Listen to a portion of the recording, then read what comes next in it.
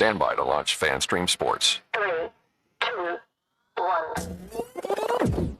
Let's start. Hello, sports fans. Welcome to FanStream Sports. Nothing but pure sports. This is the JP Show. JP, it is so good to hear you back on the air. Stand by. Now, here's JP. All right, welcome into another incredible edition of the JP Peterson Show here on Hump Day, where we are your independent voice of non-corporate media, just spewing positivity and love to all my people out there. That's what we do here each and every day, and we are so happy to have IndyCarTim back from his weekly visit to the ER, where he is best friends now with everybody over there. How are you, partner? Good to see you. You know, it's fun. First of all, I got to say thank you to everybody that showed me so much love on the FanStream Sports Studio. You got a lot of love on Facebook, and I got some messages on X and all that. I want to say thank you to everybody. That you don't know how much that makes me feel loved and makes me feel appreciated.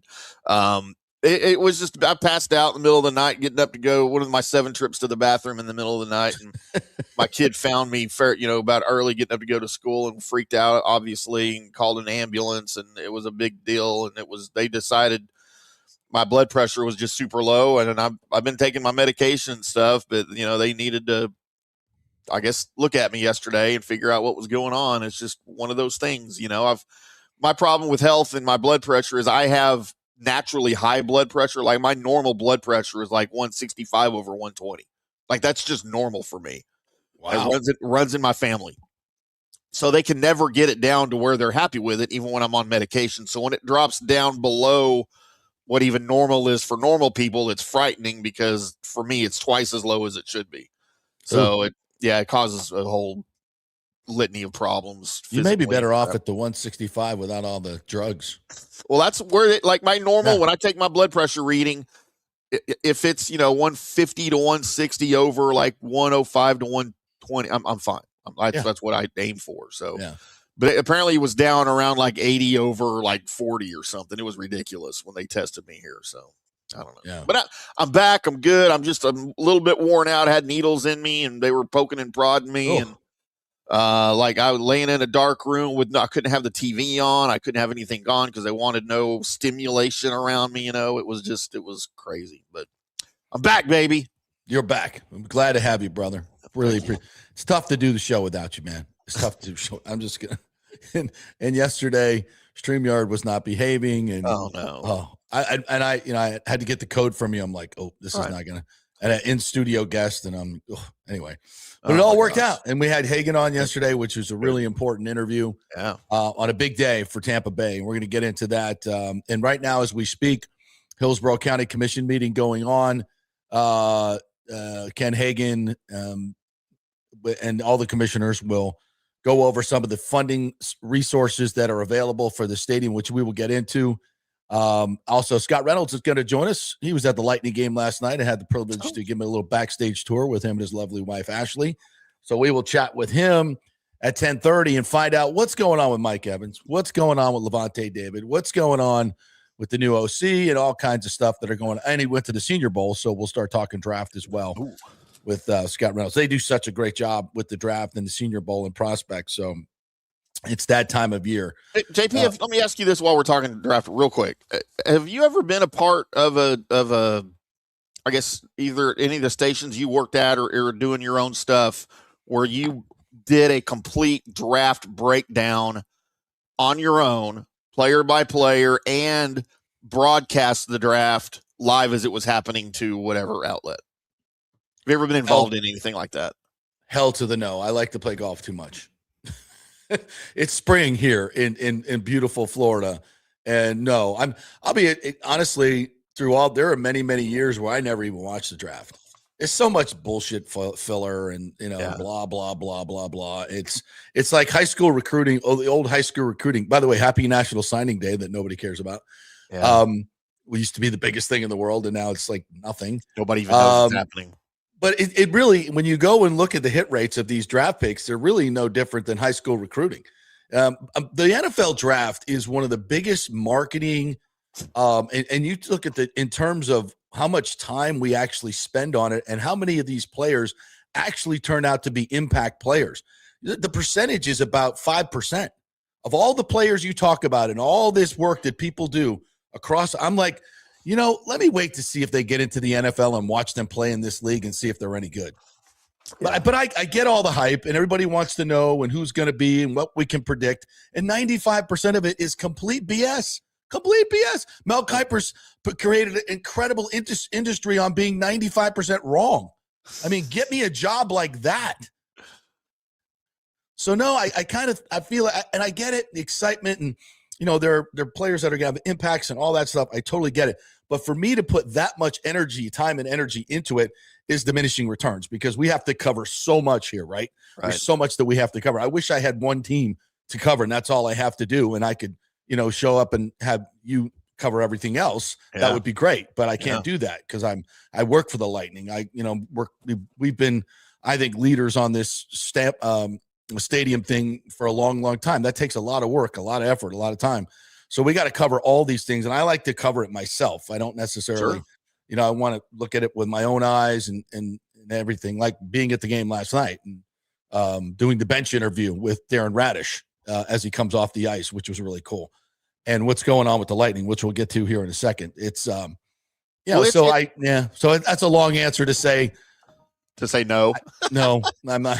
Look, I will be playing golf in 65, 70 degree weather on that Saturday and Sunday, probably. Because I've sort of dipped my foot into this a little bit in the last, 4 or so years. Did I just diminish all the work that you do horribly? No, not at all. Not at all. Because trust me, it's not something I want to get into.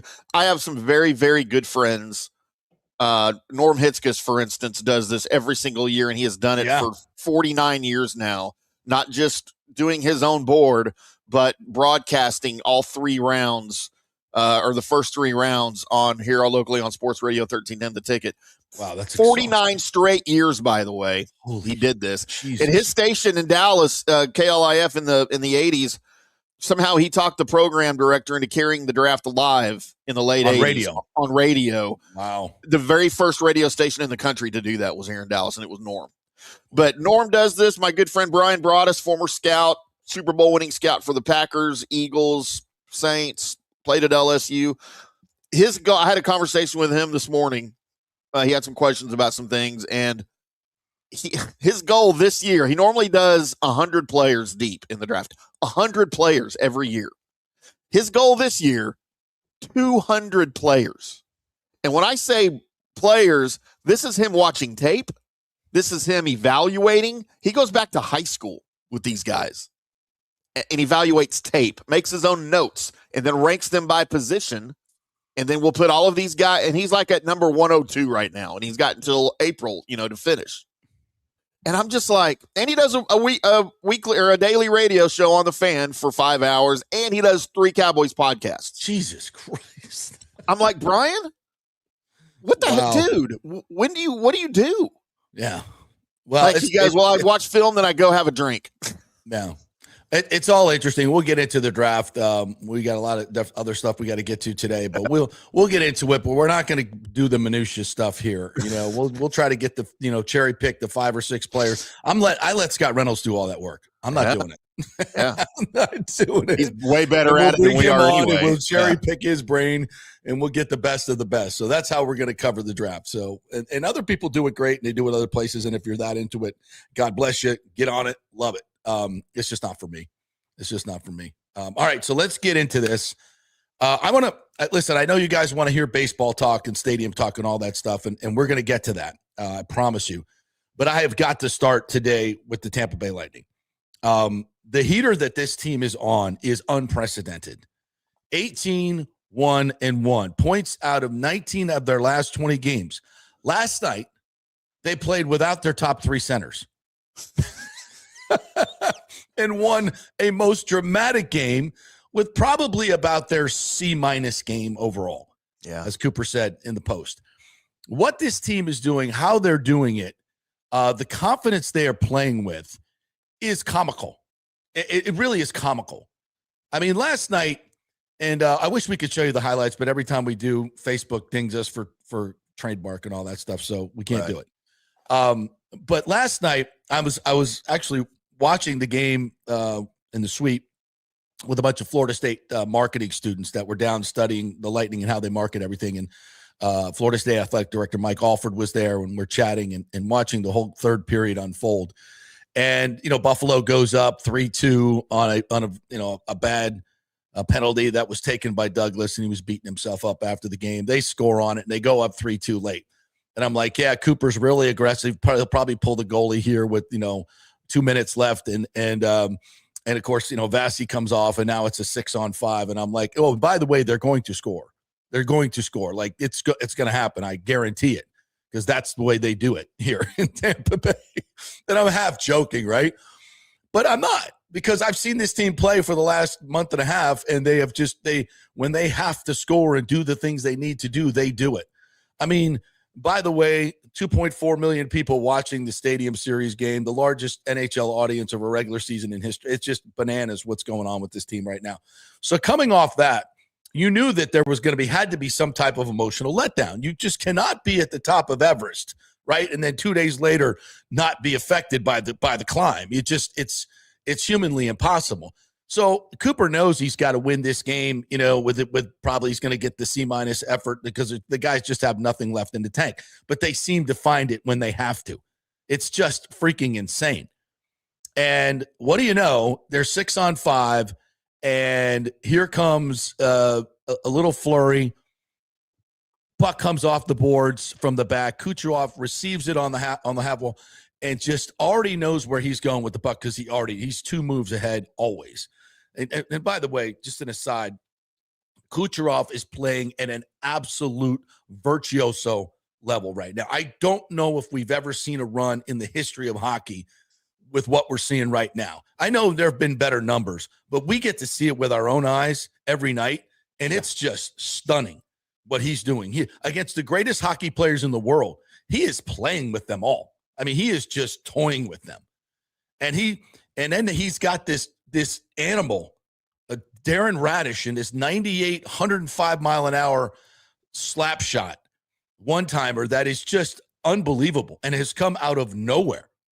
And he just feathers it to him, and Radish moves down from the point, almost to the top of the circles in the middle, and Brian Engblom, my partner on the post-game show last night, has done such a great job of explaining like how for the great shooters in the game, and he's been playing this, at such a high level, winning Stanley Cup since the 70s.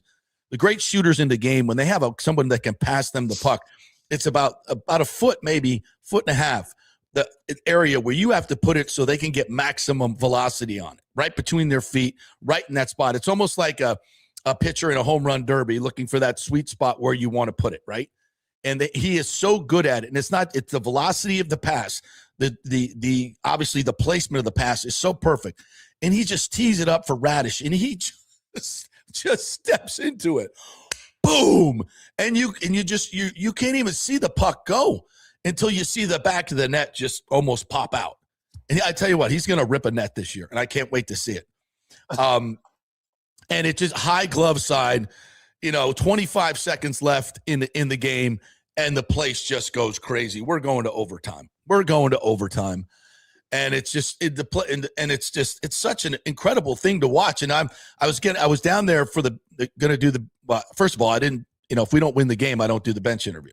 So I'm like, but I'm like, I better go down there now because they're going to score. So I'm watching this from ice level right behind the bench. And when you see it from that angle, Timmy, it's just something to behold. It's something to behold. And so they go into overtime.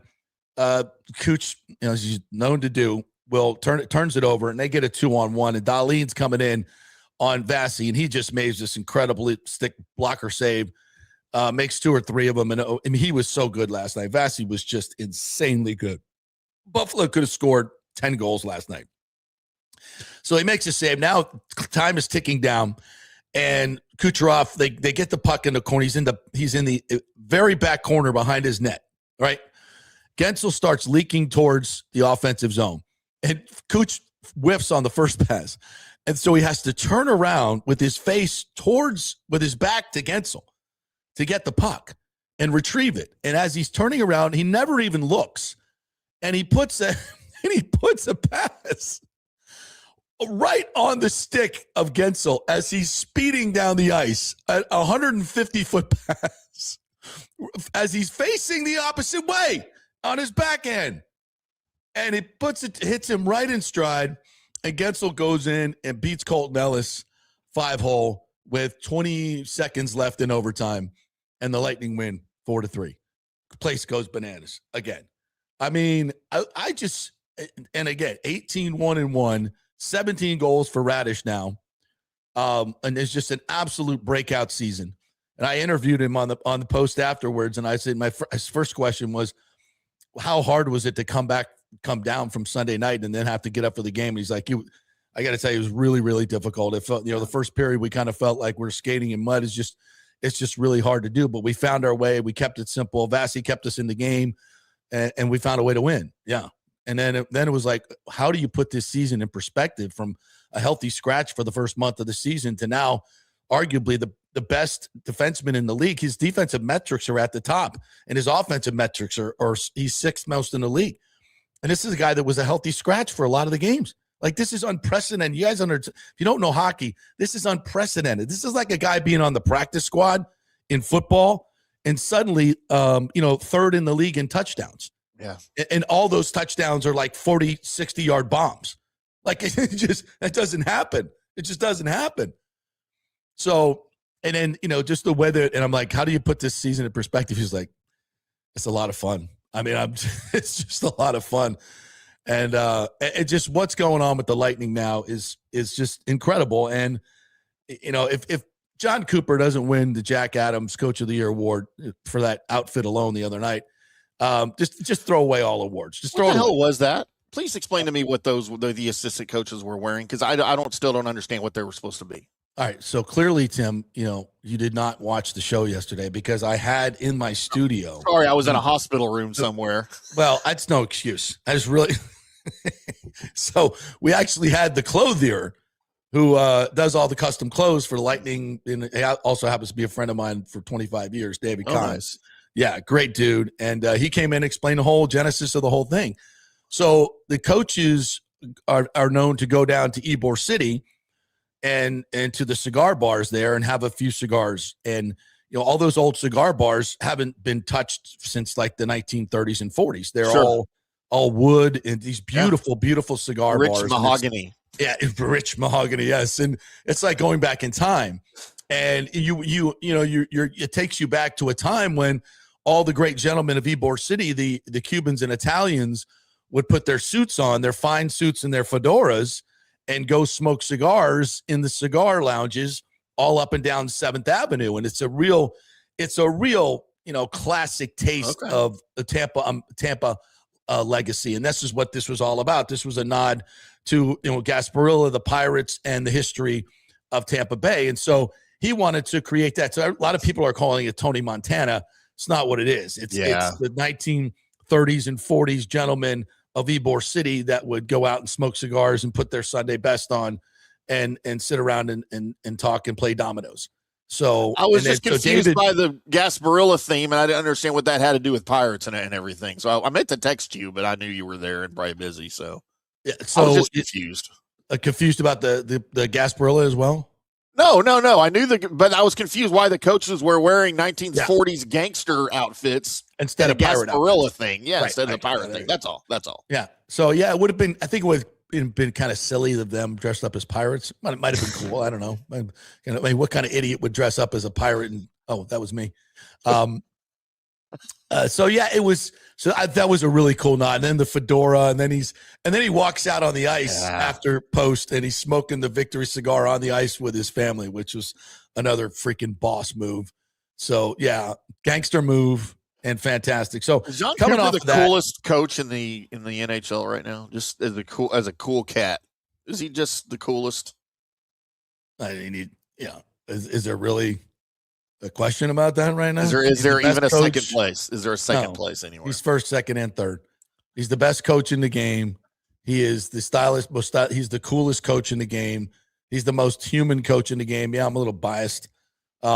It's really hard to oversell him as a human being, to be quite honest. All the stuff that he does for charity that you'll never see, and all the stuff he does that you do see.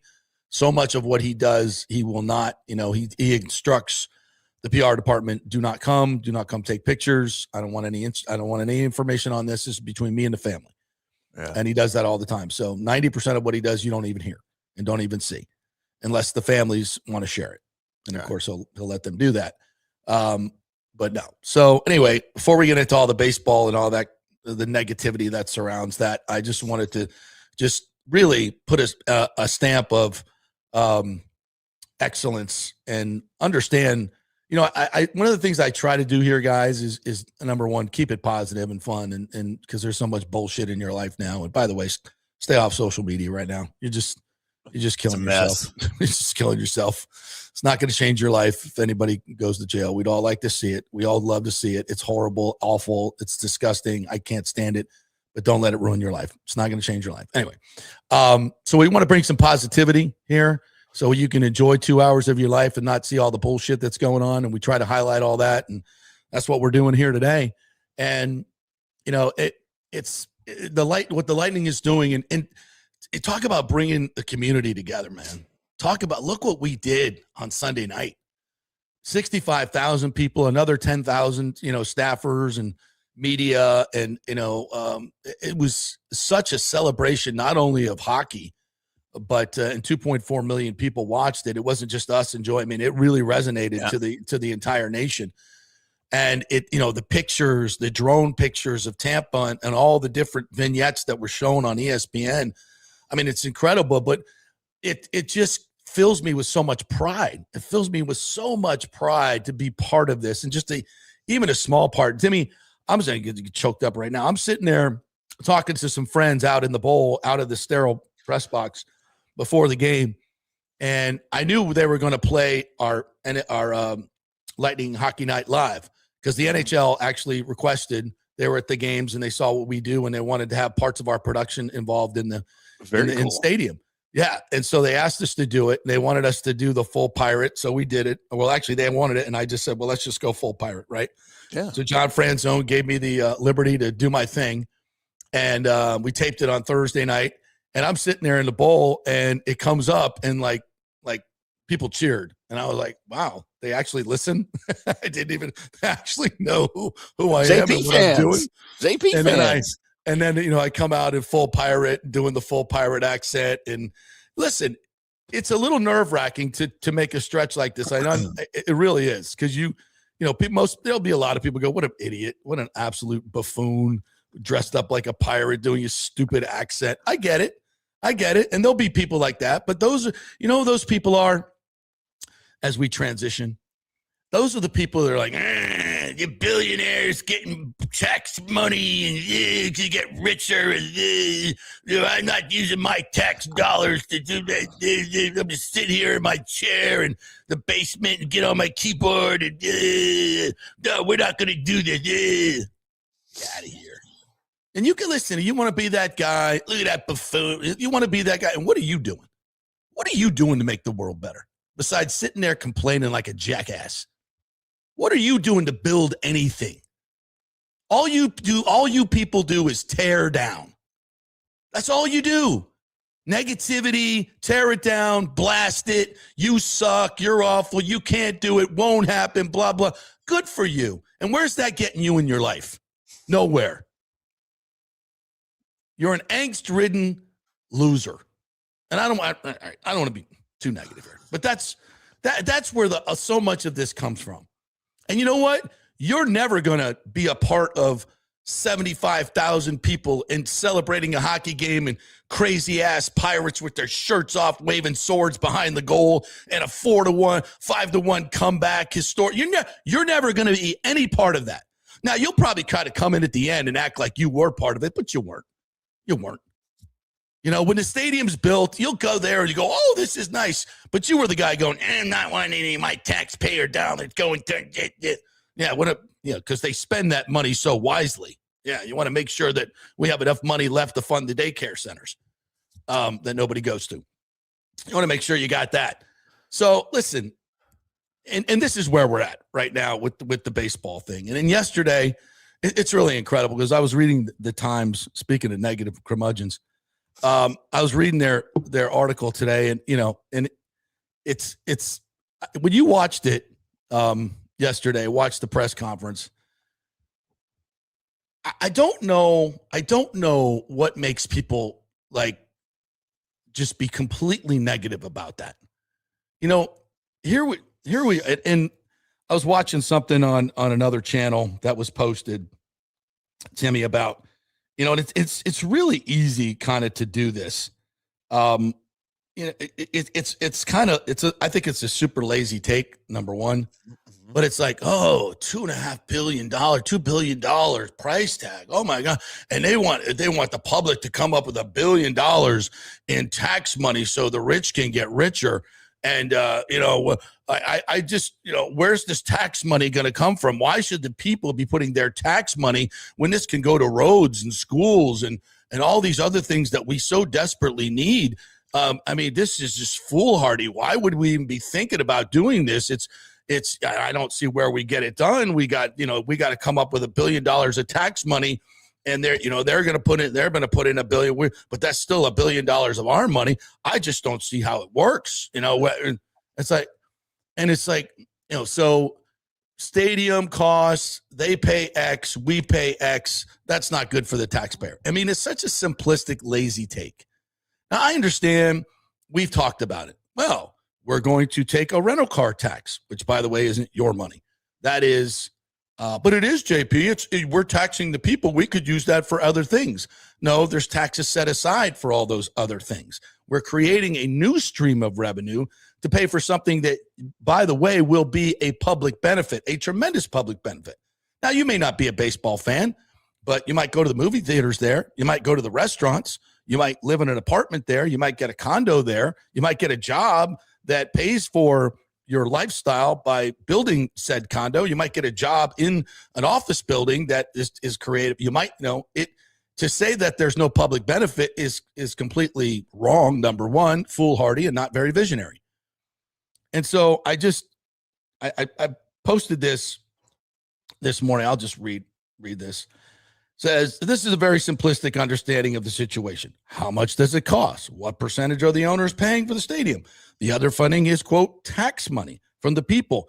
That equals a bad deal for the people. Giving billionaires tax money to get richer. It's an easy, lazy take. It's rage bait. It gets people mad. That's why people do it on radio. I get it.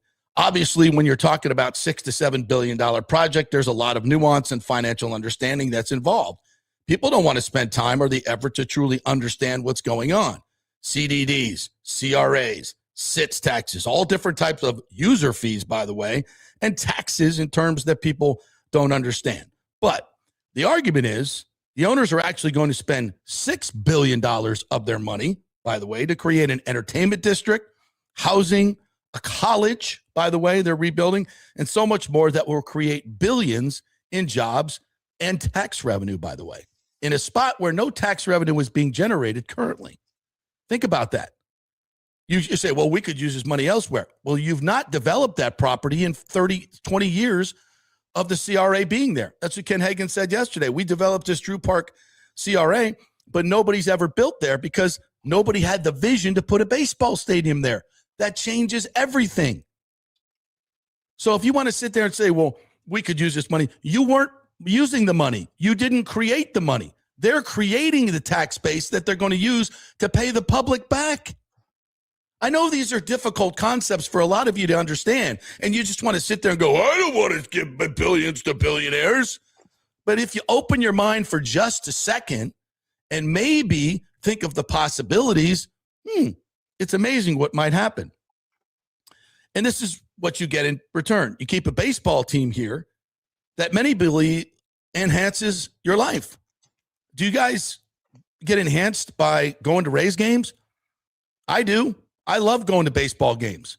I love bringing the community together and doing things like this. Where else do we gather in 30, 40, 50, 60,000 people? Nowhere.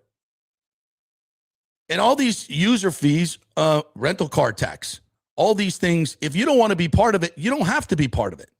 You don't. As I continue, doing things like this are hard, but the visionaries of the world and the movers and shakers and doers get things done. The complainers, the negative people build nothing except angst. I will choose the side of building great things, enjoying baseball games, bringing people together in an area to celebrate baseball, movies, concerts, things that bring joy to life. If you want to sit in your house and do nothing and complain, good for you. We're going to go build something that makes a difference in people's lives so we can enjoy the things that we like to do and get outside, be around other people, enjoy baseball, enjoy concerts and movies and all those things. And that gets done by people coming together in the community, as we did on Sunday night. Great things can be accomplished. And I understand some of you people don't want to be a part of it. That's fine. You don't have to be. But some of us would like to be. All right, I'm over time. Quick break. I got to get Scott Reynolds on here. I've been blathering all morning, so quick break. Thanks to all of our local sponsors that you see down there that are part of this great Tampa Bay area that we call home. We'll tell you more about them as the show goes along. Genesis of Tampa, Riveters, all the great ones, Italiano, Golden Diamond, Kingmakers, Third Generation Plumbing, Cafe Paradiso, and the rest. Back in 3 with Scott Reynolds. Stay with us. Experience the art of driving at Genesis of Tampa, where luxury meets innovation and every detail is crafted for you. From the bold G70 to the refined GV80, Genesis delivers power, elegance, and technology years ahead of its time. Book service online, and our Genesis Experience advisors will pick you up and drop off your vehicle. If available, you can enjoy a courtesy car while yours gets a complimentary interior vacuum plus a generous offer for your trade. Every new Genesis comes with the Miracle Advantage Plan, 10 years or 250,000 miles of powertrain warranty and 4 years of complimentary maintenance. Visit us at 801 East Bears Avenue or online at genesisoftampa.com. Genesis of Tampa, luxury redefined. Italiano Insurance would like to congratulate the Bucs on their 50th anniversary season. And you know what? We've been here for every season and then some, over 60 years in business. We've seen some smart coaches with great game plans, but if you don't have flood insurance or business insurance, that's a terrible game plan. That could ruin you financially. You don't want to take that L. So call 813-877-7799 and let their friendly agents quarterback your insurance and save you big money. Italiano also sponsors our FSU report every week, so go Noles. 813-877-7799 or go to italianoinsurance.com. Sports fans, it's time to gear up. Head to fanstreamsports.com and check out our brand new merchandise store. We're talking bold t-shirts, 3/4 zips, hoodies, hats, mugs, and more. Everything you need to rep your favorite shows and your favorite crew. Whether you're rolling with the JP Peterson Show in Tampa Bay, From the Rough in Dallas, the Timm May Show featuring Clay Hall, or the Jeff Thidoff Show in Ohio, or any of our Fanstream Sports original programming, we've got the perfect look for game day and every day. So don't wait. fanstreamsports.com. Click merch and grab your gear now. Wear the stream, live the stream, fanstreamsports.com. JP here for Riveters, the official sports bar and grill of the JP Peterson Show. We're located just south of Ray J and Steinbrenner Field, so it's a great pre- and post-game spot, and the happy hour is amazing. Monday through Friday, 3 to 7. Check out these specials. $3 Bud Light drafts, $4 domestic bottles, $5 wells, $6 premium wells, $6 cocktails like margaritas. That's unheard of. And the Riveters food is freshly made daily. No freezers. Happy hour food specials include $3.50 tacos and barbecue sliders. $6 you get edamame or chips with the beer cheese, which is amazing. $8 buffalo chicken dip, my favorite. The truffle fries, chili cheese fries, also $8 at happy hour. As well as other specials throughout the week, including Taco Tuesdays, you get $3 tacos, and Wing Wednesdays, 7 o'clock to 1 a.m. in the morning, you get our amazing wings, 5 for $5 and $5 wells and wines. That's a good Wednesday night. So if you're tired of the preppy, overpriced, generic sports bars, come see the amazing, friendly bartenders and staff at Riveters, where customer service really matters. Riveters, just south of where the Rays and Bucks play. We'll see you there. Hey, kick off the new year by impressing her with a real diamond, a natural diamond, from Golden Diamond Source. Don't start with a fake diamond, guys. That's a really, really bad idea. And if you're ready to pop the question, find the perfect engagement ring at the Golden Diamond Source, just like I did, just like Nick did. It is the best selection, the best staff, the best everything. And discover the new Emily collection by Emily Johnson Weintraub, a sleek and modern jewelry line that makes everyday gifts absolutely extraordinary. And by the way, gold prices have never been higher, so turn that old unused gold into cash or a stunning new piece. Just take it on down to the Golden Diamond Source and trade it in. Lots to get done at the Golden Diamond Source this new year. Start with an engagement ring from the greatest, the Golden Diamond Source. 3800 Almaton Road, always online at the Golden Diamond Source. It's the love you give only at Golden Diamond Source. Let's go. Right now. Back to the show on FanStream Sports. All right, welcome back to the JP Peterson Show. Here as we roll on what has really become a historic week in terms of the Lightning and what's going on with the Rays. And by the way, we're going to get to the Rays press conference stuff in our second hour. We'll hear from Ken Babby, the governor, and the commissioner, Manfred. But right now, we're going to switch gears and talk a little football with our good friend, Scott Reynolds from the Pewter Report, who I was so privileged to welcome into my studio last night. There it is, repping the Tampa Bay Lightning colors. Boy, that organization is on a heater, unlike the one you cover. I was going to say, lead off the show. It's fun to have a sports team that wins in town, right? Yeah, we love the Bucks, and we've done our share of winning. Right now, it's a bit of a slog, partner. It's a bit of a slog. Yeah, I mean, and hey, at least the Bolts got a win in the creamsicle uniforms, right? I mean, something the Buccaneers didn't do. So. It took the Lightning to do that, huh? Yeah, I know, yeah. But no, great win last night. It was great to see you, my friend, up there in the control center. Thanks for the studio tour, the behind the scenes So stuff. glad to have you guys. For Ashley and I, that was great. We had a blast. And of course, believe it or not, I actually called the Darren Radish goal. You did? I swear to God, you can ask Ashley, because I said Radish is going to crank one right here, and this was with about a minute left, right? Yeah. And then he did it, and he missed, right? And then I said Radish again, here it comes, and I swear to God, I called it. I was so happy with myself, and of course, I was happy with Darren Radish too, because he made me look good. And Ashley's like, "Oh my God, you called him!" I'm like, "Yeah, I know hockey, babe. I mean, I really you do. You're learning your hockey. I am learning his hockey. Absolutely. Yeah. That's a special type of thing too. You know what that shot. You know, we tune in, right, to watch great athletes do great things, pieces of skill that, they've honed over 10,000 hours of, it is one of the great things about sports, Scotty, is, and you watch this up close and personal, as do I. We watch the work that goes into this, man. Oh, yeah. I mean, these guys, for that moment to happen, literally, it's 10,000 hours of just banging shots in some cold moose jaw ice rink, where you're up at 6 o'clock in the morning, and you dream of moments like this, and when they happen, 5 games in a row, 5 games in a row, and that's why when we celebrate it, so it's not just the moment; it's those of us that have been privileged enough to go behind the scenes and see what goes into it, and to see it come to fruition, it's pretty freaking cool. And it is, and you saw me rocking my Victor Hedman jersey last night. I mean, Hedman, the God of Thunder, he's my all-time favorite Bolts player. I wish he would take more of those shots, because he's capable of doing that too. It's just, he can't. It's his elbow that has been his. Well, I'm not saying this year. I'm just saying throughout his career. Like, he's a great passer. No, you're right. And I know he's just been too kind. He wants to see Stammer. He wants to see Cooch get those shots point. He's a great passer for somebody his size, but I mean, he's also had those lightning strikes too. He can crank those in. I mean, how many times has he turned down those Darren Radish types of shots where he would have made it too?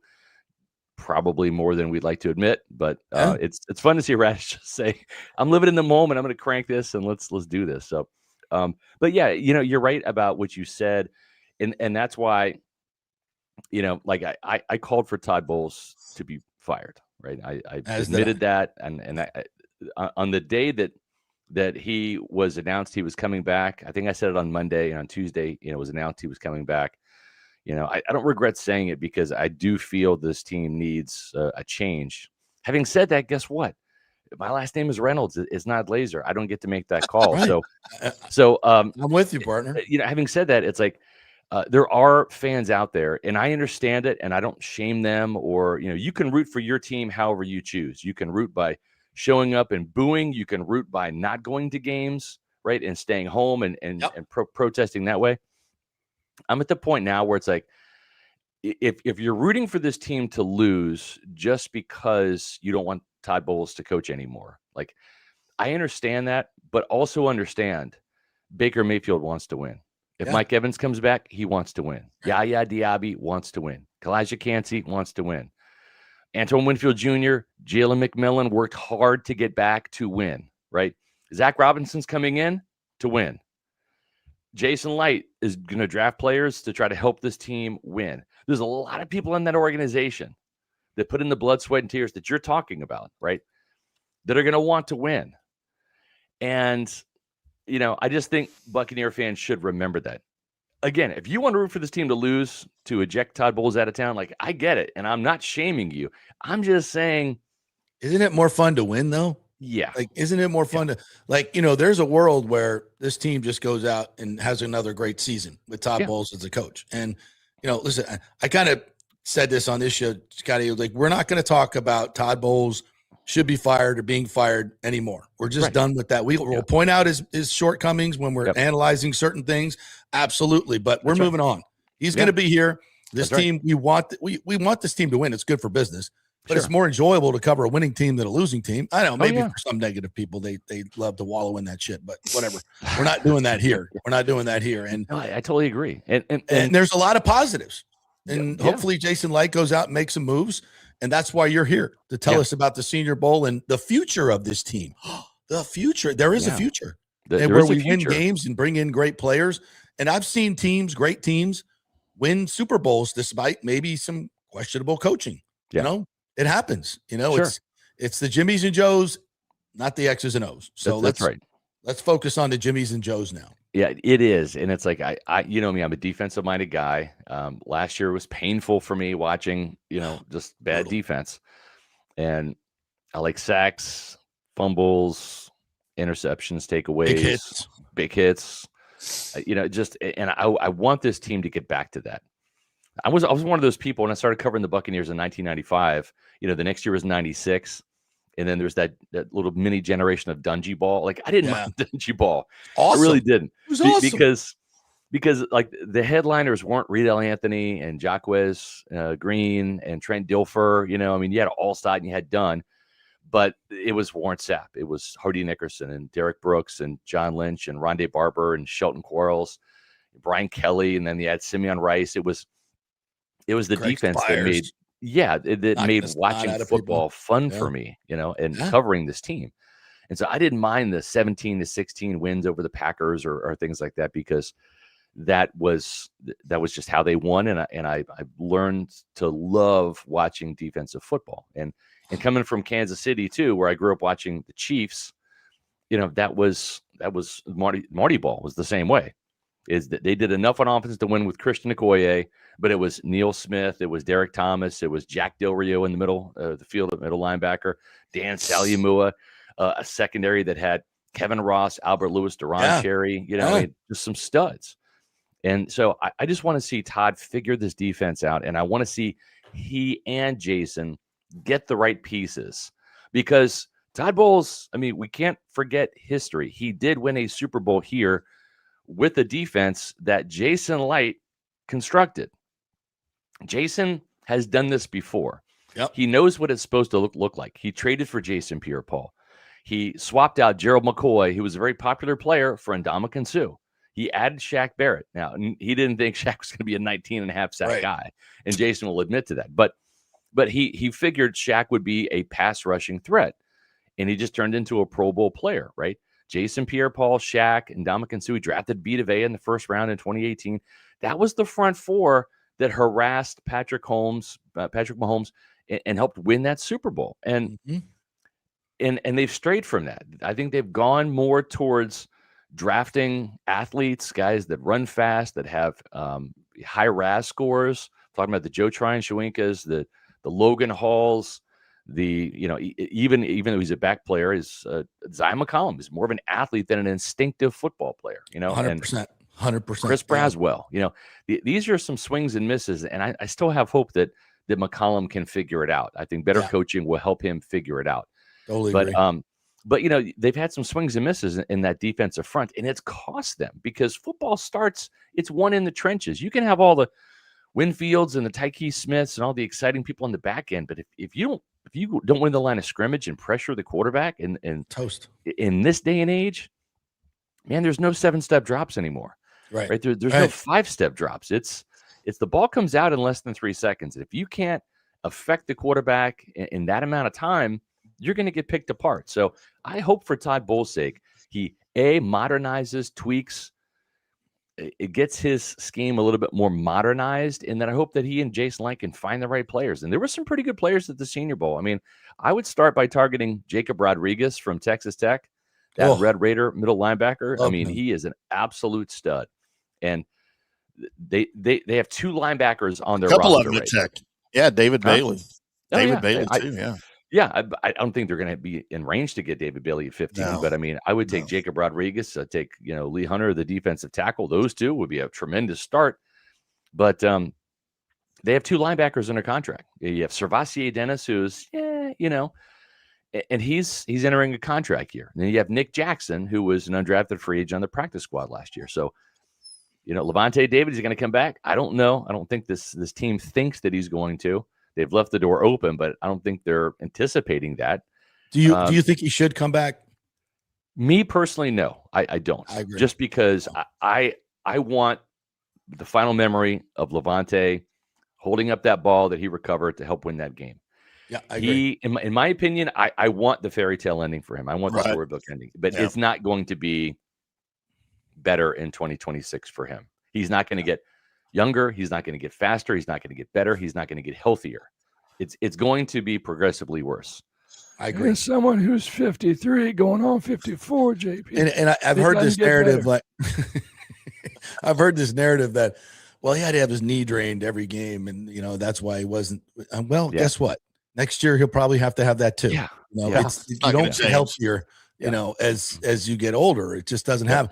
We all love it. It's, sentimentality is a wonderful, wonderful thing, except if you're building a team for the future. That's right. You cannot make decisions based on. You love Rondé Barber. I love Rondé Barber. My favorite Buccaneer player of all time. I was so excited when he retired. I was like, great career, man. Like, could he have played one more year? Yes. Sure. Absolutely. Yeah. Playing free safety. But of course. I think that it's almost like this whole franchise, Scott, is stuck in that mud. It's like we're holding on to things that we wanted, of the past that we think are going to change and we hope that are going to change. And this might happen. Let's just wait and see. We'll still wait. It's this very conservative, sit back and wait type of mentality that permeates the entire organization instead of this. Let's effing go. Let's attack this shit. Let's change the stuff that's wrong. Let's get faster, younger, better, newer. Let's effing go. Yeah, and that's I agree. And that's not the. Look at the Super Bowl this year, man. Look at the Super Bowl. Thank you. Okay. Thank you. Sam Darnold on a new team takes this team to the Super Bowl. Mike McDonald in his second year takes this team to the Super Bowl. Flip the script. You have Drake May in his second year with a first-year head coach flipping double-digit losses into double-digit wins and getting to the Super Bowl. That's exactly what you're talking about, JP. Yeah. It's exactly what you're talking about. It's refreshing. What I mean by refreshing, it's not. Oh, it's refreshing. It's refreshing. It's freshening up what you're doing. Yeah. You're getting rid of the stale. And I just thought last year, from the entire second half of the season, was absolutely stale. Oh, I mean, I hate to say it, I made so much money betting against the Buccaneers on prop bets just because I knew they were going to lose games. Yeah. It's like, if they're going to lose, I'm going to profit from this. Damn right. If I have to watch this shit and then talk about it on a podcast for an hour and a half and then write about it, right? And then go in and listen to players, talk about the loss. Like, it's depressing. I would much rather see this team win. It's more fun for everybody, even the media. They don't want to tell you that, but it is. It's more fun when this team wins because the fans are in a good mood. The city's alive. I mean, look at the Lightning, man. It's like, it just brings things to life. And, I covered the decade of darkness. I covered every minute of the Raheem Morris to Greg Schiano to Lovie Smith to Dirk Cutter. I've covered all of that, right? And then I've covered, obviously, everything since then. The Bruce Arians years, the Todd Bowles years. this is better. This is better. It's way better now than it was back then. So I'm not rooting against this team whatsoever. I would prefer that it win. Just for the sake of the fans, From a player standpoint, you guys were talking about Lavonte David. And as a long-suffering Cowboys fan who has a GM/owner that has shown a history of being way too loyal to his own guys, right, and keeping guys way too long, right? When I'm trying to decide if I want to have a guy back, I don't care how long he's been in the league, if he's a stud, if he's not, whatever. My first question to myself is, okay, if he doesn't come back here, how many other teams are knocking on his door next year that are going to want him? So in that position with Lavonte David, Scott, how many teams are going to be banging down his door to sign him for next year? I don't think many. I really don't. So that should answer the question: should the Bucs bring him back? Right, exactly. And look at Derek Brooks. The Bucs cut him, and I think Derek had an opportunity to go for like a really, really like chump change deal to New Orleans, and he's like, I'm worth more than that. But ultimately, the league tells you what you're worth. It's just a fact. It's a hard truth that a lot of these guys that are aging, that they want to squeeze every ounce of their playing days, whether it's for the love of the game or for the love of the money, and either one is fine because this is a profession, right? But the league will tell you what you're worth and when you're done. It's that simple. It's just, it is. And I would prefer Lavonte David go out now the way that he did, with the win, the big game, tying the record. I mean, it just, we don't always get the fairy tale ending we want, right? We just don't in life, especially in football, right? I mean, you rarely win the Super Bowl and ride off into the sunset. Most of the time, your NFL career is going to end with a loss. Look at Tom Brady. I mean, his last game got his ass kicked. The Bucs got their ass kicked by your Dallas Cowboys. Okay, and what was his last game in New England? Got their ass kicked by the Tennessee Titans. He threw a pick six. Right? You think that's the way Brady wanted to end his Patriots career or his Tampa Bay career? No. He had a lot of great memories along the way, but look at the way it ended. It doesn't always end well. And so when you have an opportunity to sit there and say, 8-9 season, but hey, I won my last game, and I was Lavonte David one more time. Like I was that guy. I was the Flash one more time. And man, I made the play to help us win that game. That's a cool way to go out. It is. I agree with you, and I hope he chooses that. But I hope he chooses it for his health. And if he comes back, I hope it's a great ending. But to your point, it usually doesn't end that well. We've seen it all. Mike Evans, as we're on this topic, I mean, you saw all the reports. Yep. You know him as well as anybody. What are your thoughts on what he's thinking? Well, I think more importantly, I know Tony Pauline, and I talked to Tony at the Senior Bowl.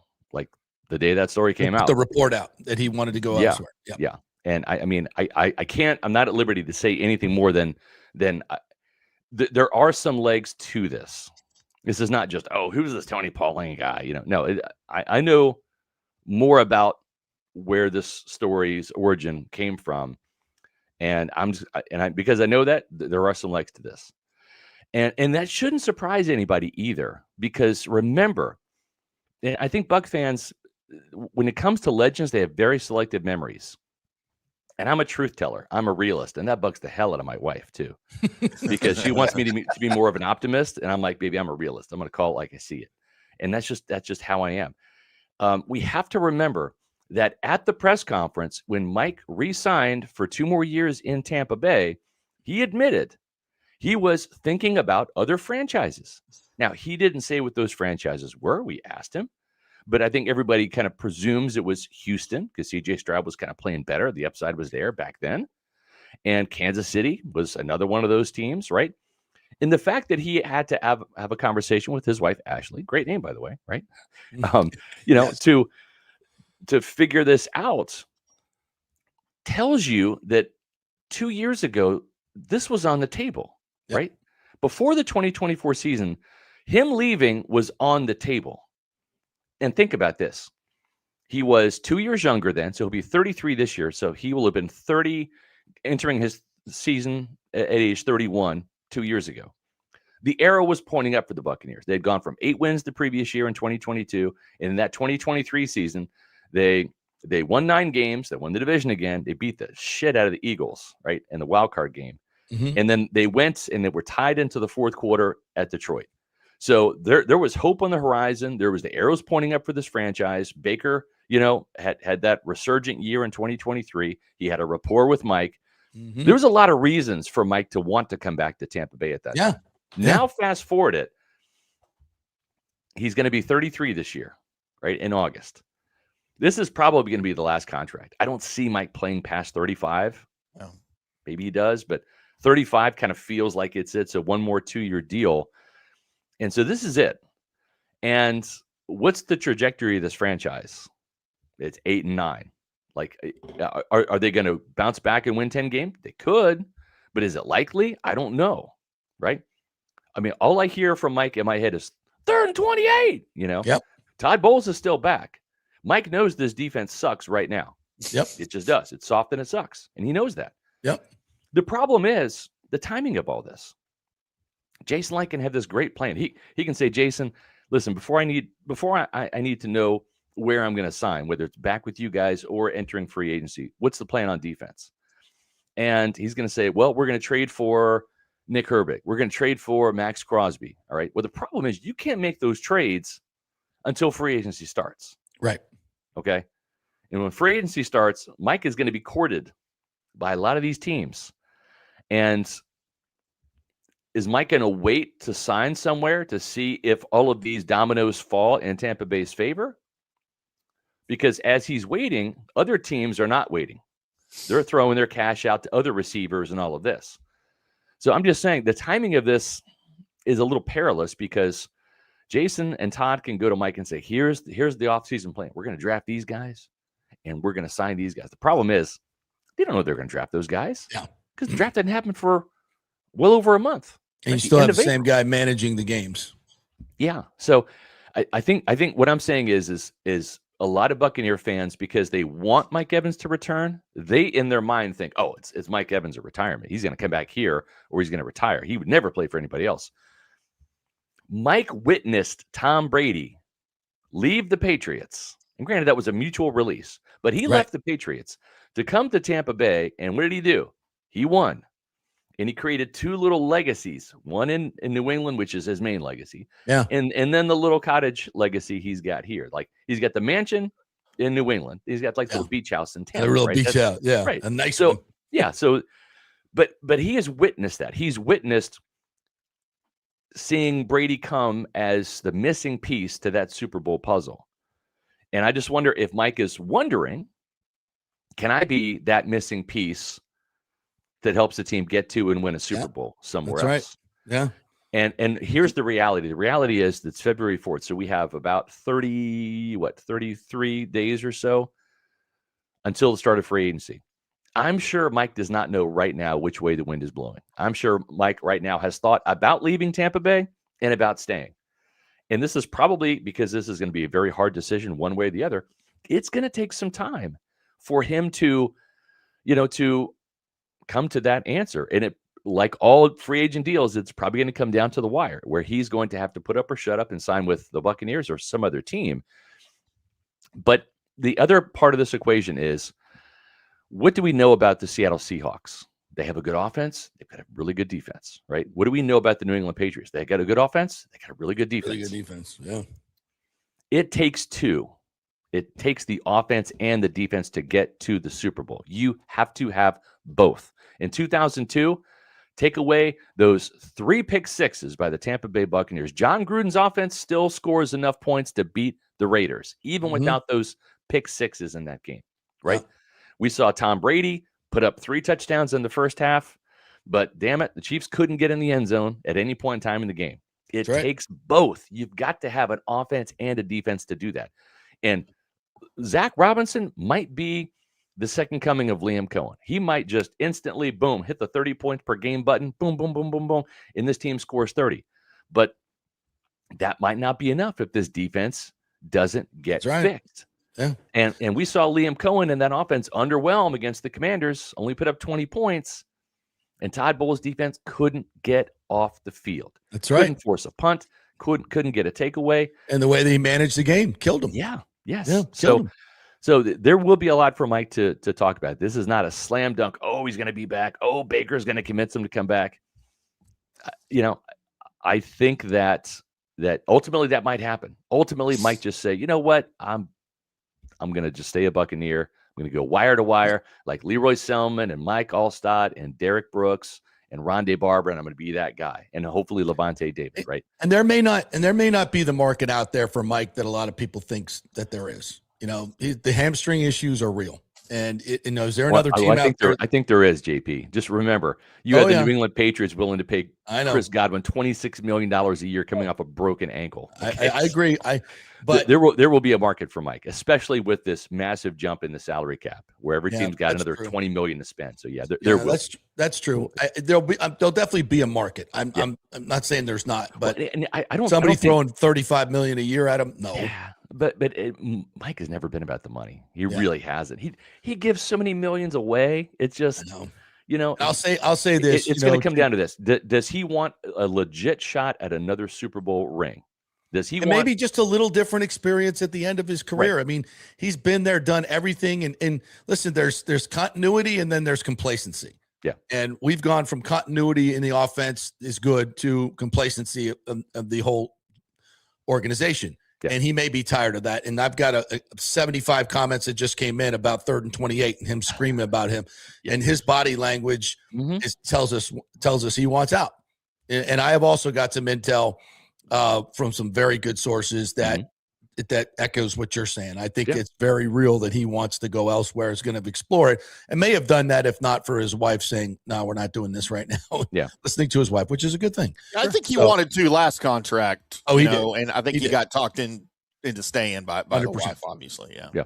And it may be, honey, this time it's going to be my decision. And we're not going to uproot the family. I'm just going to go play somewhere else for maybe a year or two. Play for a year. Yeah. And guys do it all the time. So, we'll see. I think it's 50-50. I really do. I think it's 50-50. Maybe 60-40 going. And here's the thing. I hope it doesn't happen. I would love to cover Mike his entire career like I did Allstott and Barber and Brooks and David.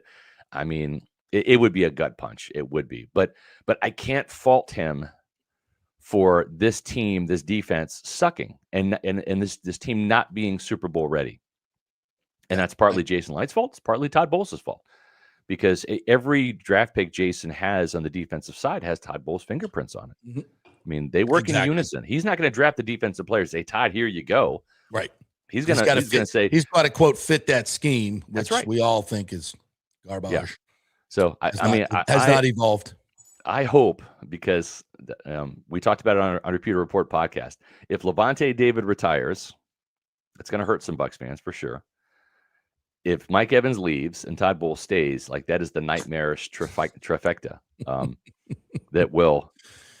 I mean, boy, if you're the Buccaneers, you better trade for Max Crosby, or you better hit a home run in the draft to turn the fan base around, because, or you better hope the Tampa Bay Lightning just win the whole damn thing and just be a fun distraction. Yeah. Yeah. All right, partner. Listen, I know we didn't get to a lot of Senior Bowl stuff. Will you come back next week and do that for us? Yeah, for sure. Yeah. I mean, I would just say this. There were some good edge rushers there, not great ones, but Nadeem Tucker is a guy that we had in our mock draft, Western Michigan pass rusher. Played at Houston for like a couple of years, just didn't see the field, and then goes to Western Michigan. He's a bit of a dog. I like this kid. He's got an edge to him. Kind of reminds me a little bit of Shaq Barrett. Undersized, fiery first step, but more of like a fiery guy. Shaq was great, but Shaq was just like always smiling, and this guy's a little surly. He's more like Jason Pierre-Paul, but a smaller version. But he's a name to keep in mind. We had him in our mock draft in our first one, and he made us look good. He made us look like, oh, wow, yeah, you want to be on the Buccaneers, don't you? Yeah, come on down. All right. Yeah, absolutely. All right, Scotty, great stuff. Scott Reynolds, PeterReport.com. Go read all the stuff, all the podcasts and everything on their YouTube channel as well. Thanks, buddy. Thank you. Appreciate it. All right. All right, we're going to get to all your comments here, and we've got some great stuff from yesterday's press conference that I want to get to as well. So lots coming up in our final hour here. Do not go away. We are brought to you by the great folks at Pitch Roofing, our new sponsor, Pitch Roofing. You can go to pitchroofing.com. If you're looking to get an estimate on your roof, that's where you need to start. Folks, I know these guys I've been to their office, chatted with them, hung out with them. Good dudes. And whenever it comes to stuff like roofing, there are a lot of unscrupulous characters running around, ripping people off. And this is why you got to go with the groups that are accredited by the Better Business Bureau and have all the licensing and everything and the great reviews as well. And one of the things I love about Pitch is when they come out and give you an estimate, they're not only going to give you an estimate, and I guarantee it won't be the lowest one, but it'll be the best one, because they're going to educate you on what it takes to make a quality roof, one that's going to last. This is not something you want to skimp on, folks. Trust me on that. But they give you great value, and they give you the assurance that they're going to do it right in a professional way. And here's a bonus. If you go and get an estimate right now, you're going to go into a drawing for 2 tickets in the Mark Club, which is where we do our studio, and I'll give you a backstage tour along with those 2 tickets. Plus, you get all the great food, the great drinks, and everything. It is the best place to watch a Lightning game, so you'll be in the sweepstakes to win those 2 tickets. They're big Lightning fans as well at Pitch Roofing, so go to pitchroofing.com. See all the 5-star reviews and get an estimate and get in the running for those 2 tickets in the Mark. Pitchroofing.com. All right, back at 3 with all your comments. Stay with us. Well, the folks at Third Generation Plumbing and AC want to say thanks for making them so dadgum busy. Of course, advertising on your favorite Tampa Bay sports talk show helps, but it's their incredible customer service, honesty, and integrity that have earned them tons of 5-star reviews. And now you could be part of the team at Third Generation. Yes, they are so slammed, they need to hire more certified AC technicians and plumbers.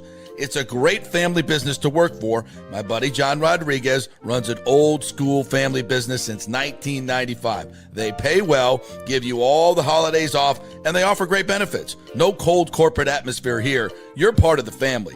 If this sounds cool to you, call them and apply at 813-961-8024, or you can email your resume in at thirdgenerationplumbing.com. Just go to the website, you'll see the button, email them, or call them at 813-961-8024. And don't forget about the $169 yearly maintenance special. It's a no-brainer, guys. thirdgenerationplumbing.com, and they also do AC. Ciao, Paolo Tini here, owner of Caffè Paradiso, voted number 3 People's Choice Award on Open Table. I want to thank all our loyal family of customers that have been enjoying our great traditional Italian dishes we make from scratch every day. It's a great family story we're proud of. Our family moved from Rimini, Italy in 1984. My dad, Caesar, started Donatello, and that's where I got the start in the restaurant business. I started Caffè Paradiso on South McDill in 1995, and we've been there ever since. From our traditional ossobuco, a veal slow roast for 4 hours, to our daily fresh catch, the Gruppo Paradiso, with a piccata sauce and lobster claw meat, homemade pasta like lasagna, farfalle salchicha, which is a bow tie pasta homemade with fresh sausage. Hold on a minute, JP's favorite. I love it. So come and have a glass of wine with me on South McDill. Get a reservation on Open Table and see all our 5-star reviews. Ciao, see you soon at Paradiso. Welcome to Kingmakers, home of the JP Peterson Show studio and Tampa's premier business networking and social club for members only. By day, it's an exclusive, vibrant co-working space with a stylish conference room, focus rooms, a full production studio, and an in-house marketing team. And by night, Kingmakers transforms into a sports-centric social hub with a full sports bar, golf simulator, and exclusive events. For young entrepreneurs and seasoned professionals, it's the perfect place to work hard, play hard, and make big moves in Midtown Tampa. Close the deal, celebrate the win. Only at Kingmakers. Become a member today at kingmakerstampa.com. Your business, your club. Hey, JP here for my concierge medical professional, Chris Lugo, PA. You've heard him on the show for a couple of years where he shares invaluable medical, nutritional, and supplement advice. With Chris, it's like having a medical provider as your best friend. What I love about this concierge service is the convenience and support he offers. I can text or call him 24/7 with any questions or concerns, and he'll promptly call in a prescription if needed. No office visits or copays required. It gives me peace of mind knowing I have someone genuinely invested in my health, not just focused on insurance profits. And the best part, the Bay Area Modern Medical Center's personal concierge service is more affordable than you might think. Don't let insurance companies dictate your health care. Take control of your health and wellness today. Visit BAMMC.com for more information and to schedule your initial free consultation. Empower yourself and take charge of your personal health with BAMMC.com. Let's go. Right now. Back to the show on FanStream Sports. All right, welcome back to the JP Peterson Show here as we roll on. Don't forget, over at the Gold and Diamond Source today and up until Valentine's, a great promotion going on. Buy one, get one 40% off. Buy one, get one 40% off at the Gold and Diamond Source. So get your shopping done now. You can get a lot of value right now with the buy one, get one 40% off all throughout the store. So get in there. Well, the selection is always good, and they're always getting more stuff in. So, but it's always good to shop early for Valentine's Day. Get the best selection, get the best prices. So head on in there. Tell them JP sent you. And of course, if you're looking to get engaged, you got to get a real diamond, folks. You don't want something that was created in a lab 2 weeks ago, right? You want something that took hundreds of years. What is it? Hundreds of thousands of years to make diamonds, right? That's what it takes. So get something beautiful and unique and wonderful at the Gold and Diamond Source, 3800 Olmsted Road, always online at thegoldendiamondsource.com. Get over there now. All right, Timmy, you want to jump into all of our wonderful comments here today? JP, sources tell me, breaking news, sources are telling me right now, this is live on the air, that we don't really know how long it takes for a diamond to form, but scientists believe anywhere from 1 billion to 3 billion years. Jesus. And so you're getting great value for the time it took to make that thing, right? That's what you're saying, yeah. So there you go. All right, Alejandro Noriega, who I saw last night, finally met in person. Say good morning, JP. What another great day we had yesterday as Tampa Bay fans with both the Rays and the Lightning. I'm still shocked the Lightning were able to come back and beat the Sabres. It was electric, and I want to thank you to meet you and get a picture after the game. It was amazing. Again, I wanted to thank you, brother, for that, and I appreciate you. Keep up the great work. Now, I appreciate you guys, and I tell you guys this all the time. And Alejandro came up while we're doing the post-game show at Cigar City, which we do after every home game. So if you want to find me, I'm always there. I'm always walking around the arena as well. So when you see me, come up and say hello, please. And let's take a picture and we'll post it and do all that stuff. It means a lot to me when you guys do that. You're not bothering me. Trust me. I love it. So come up and say hello. If you ask me for money, then I'll kill you. But other than that, Bell says, JP, Timmy, happy hump day, Peterman crew, everybody, that's her support group. Yeah. Glad to be here for you, Bell. We're glad to be here for you. What else we got? Yes, the Hillsborough County Commission meeting is going on now. We'll update you on that. Thomas Casper says Kucherov has gone alien mode. Tampa Bay guy says, Tim is alive. Tim makes hump day. Tampa guy. Yeah. I mean, I never miss hump day. Yeah. JS813 guy says, I've never been happier to see Tim. Glad you're back in action, buddy. Thank you, sir. I appreciate that. It's good to be here. This one from Mike H. They should end the Pro Bowl, instead have a bowling match or something. I watched for 30 seconds and turned it off. Luckily, I was working last night, so I didn't even have to be tempted. But I saw Winfield made the game-saving interception, was the defensive MVP. Oh, great. Finally made a play. Wait, so the Pro Bowl was last night? Yes, the Pro Bowl flag. I had no idea, last JP. night. I honestly saw the highlights on ESPN this morning. Oh, my gosh. Jamar Chase made a really cool interception, one-handed. That was good. Wait, Joe why Burrows. is Jamar Chase making an interception? It's flag football. You go both ways. Play both ways? Yeah, if you want. Oh. Sure. Which is actually interesting to see. Yeah, okay. So Jamar can always look at his defensive backs and say, you saw me playing Pro Bowl. Dog, I could do your job. Easy. Danny Boy says from Pransky, a.k.a. Shadow of Stadium this morning, the thing everyone in Tampa misses when glorifying the Brave Stadium is what a bad deal it's been for taxpayers. We know that's false.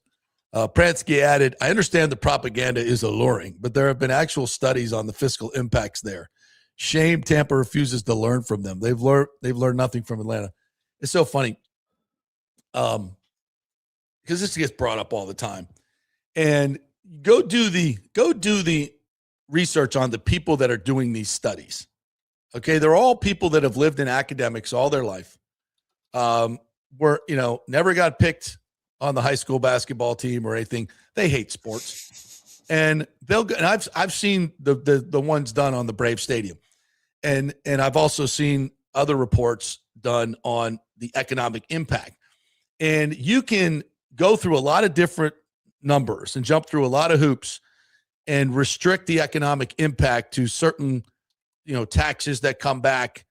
But like for this one that was done by Kennesaw State, they never took any of for instance, there were 10 office buildings that were built in and around the Braves' new stadium, not on the plot of land that they actually bought. So this is the halo effect of a ballpark, what happens around it.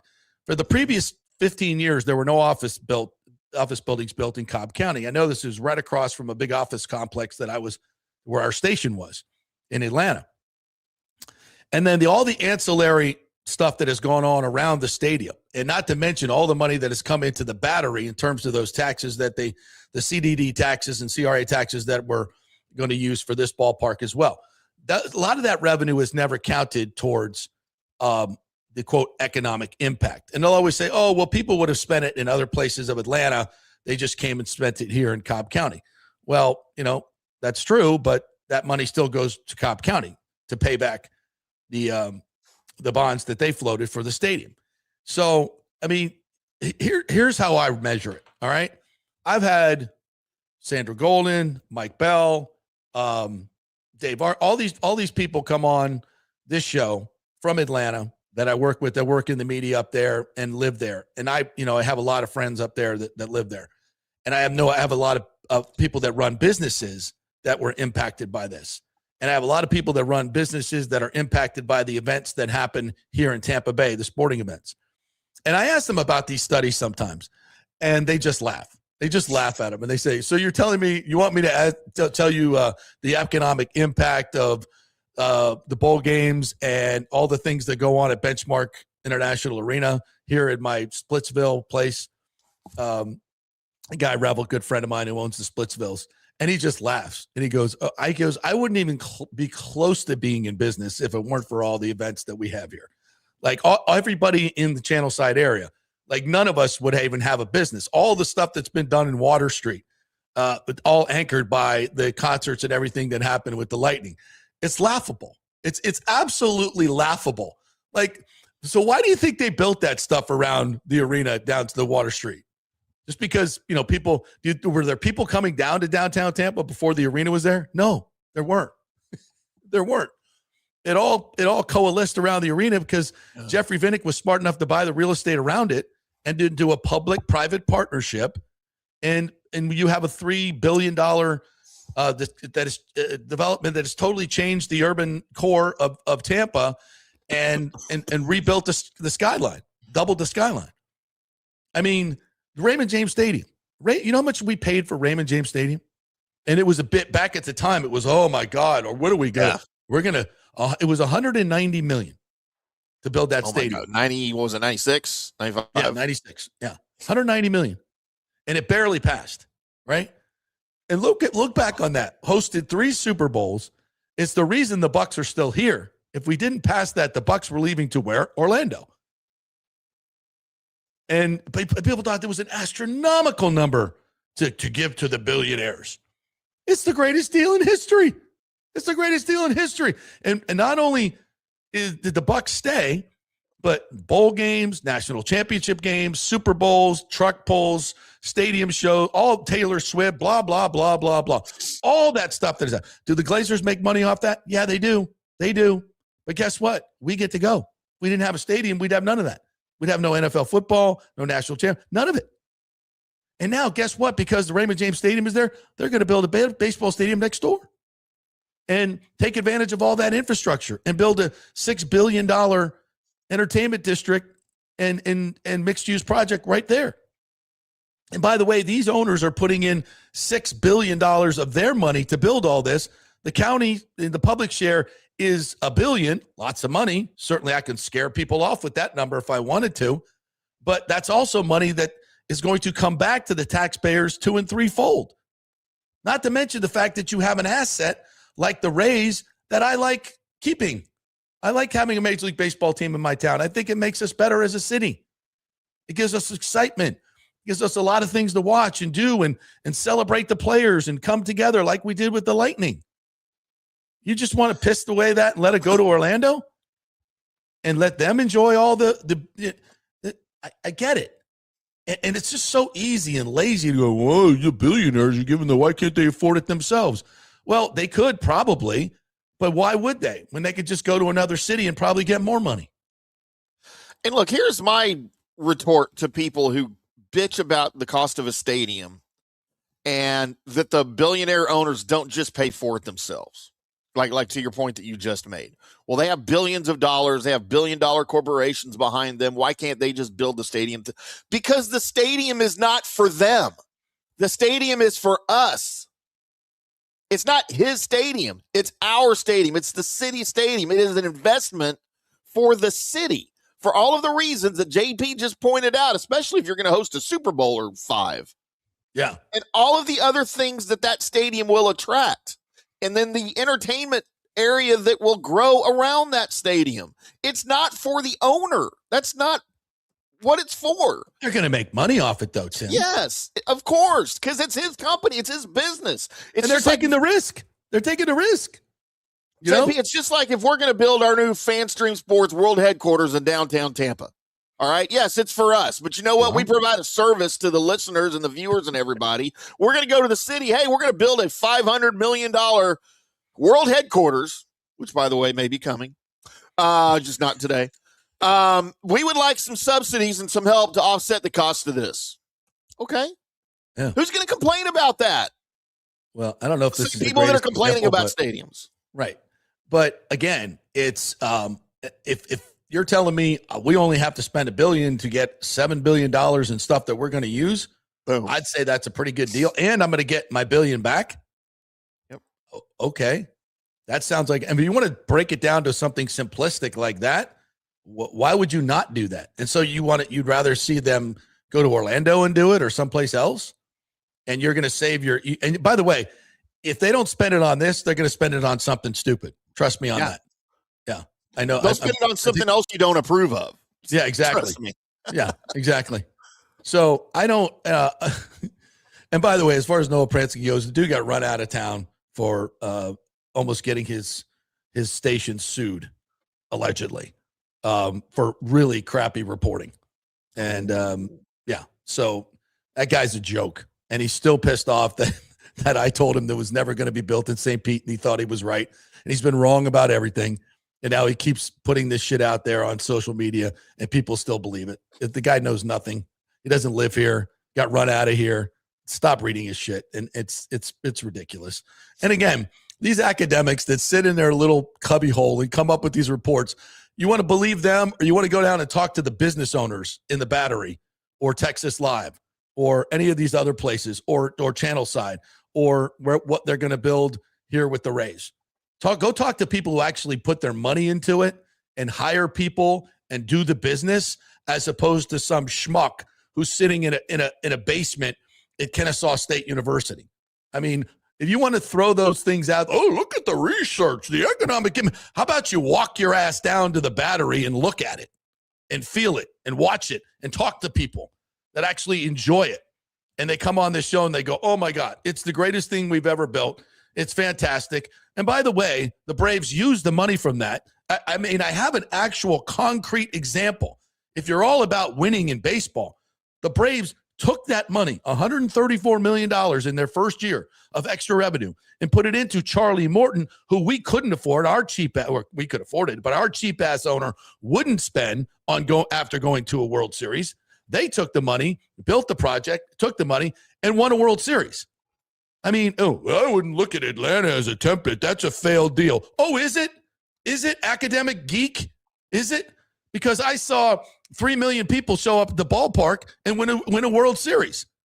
I would say I have some proof that you're wrong. And it's very tangible proof, not something that lives on a page because your nerdy ass figured it out in some numbers that you can manipulate any way you want.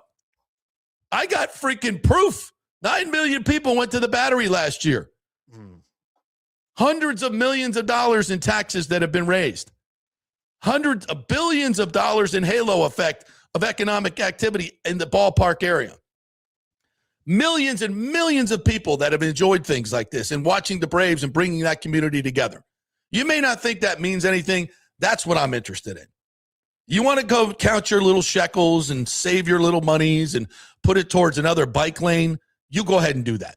I want to build something grand and beautiful that everyone's into. That's what I want to do. And that's what I'm going to support. Moving on.